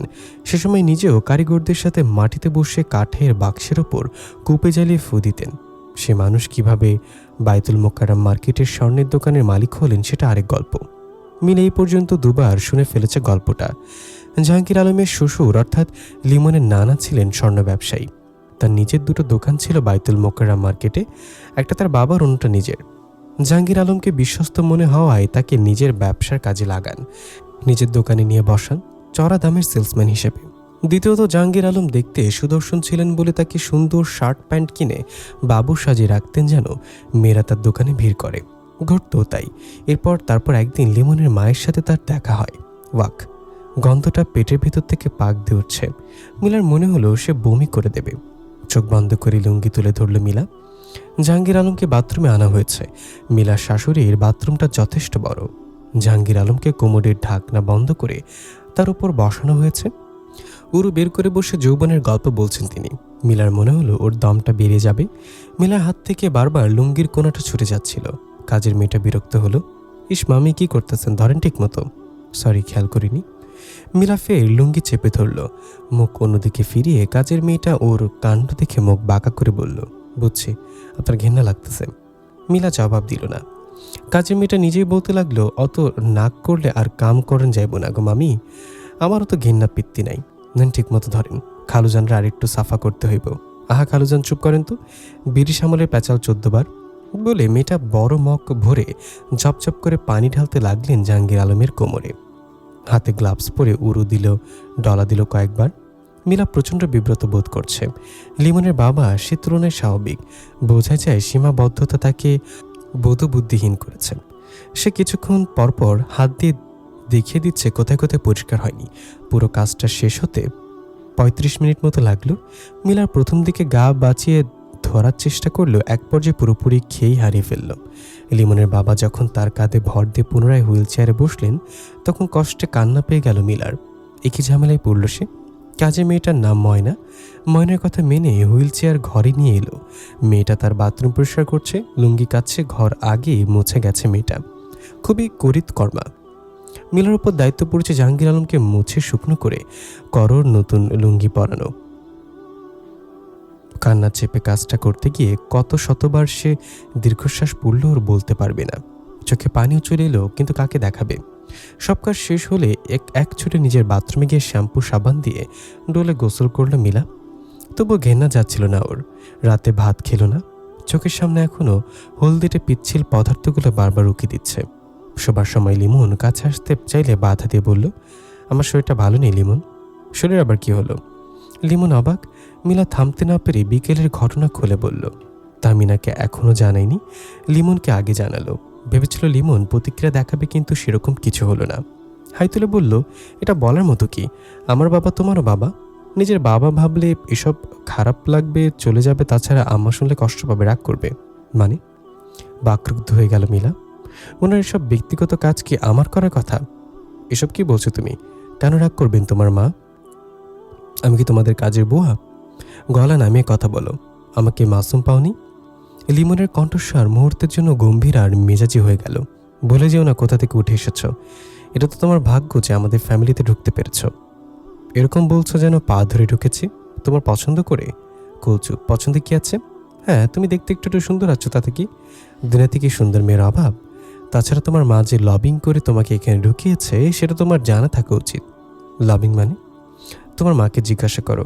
এখন আমাকে শুতে দাও। আর হ্যাঁ, আমার মা তোমাকে পছন্দ না করলে আমার একার পছন্দে কিছু হতো না। উনি কিন্তু এখনো জানে না তুমি পূর্ব বিবাহিতা। সেটা তোমাদের বিষয়। তাছাড়া পূর্ব বিবাহিতা নিশ্চয়ই দোষের কিছু না। দোষের না হলে লুকালে কেন? বড় গলায় বলতে, তোমার মা তো বলেনি? আমিও সব দিক ভেবে তোমাকে বললাম চাউর করার দরকার নেই। মিলা থমকে গেল। কিছুক্ষণ চুপ থেকে বলল, তাই এত কথার কারণ কি? আমাকে এসব মেনে নেবার জন্য বলা? হ্যাঁ, মেনে নাও, মানি নাও এবং আমাকে ঘুমাতে দাও। সকালে বেরোতে হবে বলে লিমন পাশ ফিরল। তার একটু পরেই নাক ডাকতে লাগলো। মিলা ঠায় বসে থেকে মায়ের নম্বরে ফোন করলো। তামিনা জেগেছিল। একবার রিং হতে রিসিভ করে ফেলল। উদ্বিগ্ন স্বরে বলল, কিরে তুই এত রাতে, কোনো সমস্যা? মিলে এবার আর চাপতে পারল না, হু হু করে কেঁদে ফেলল।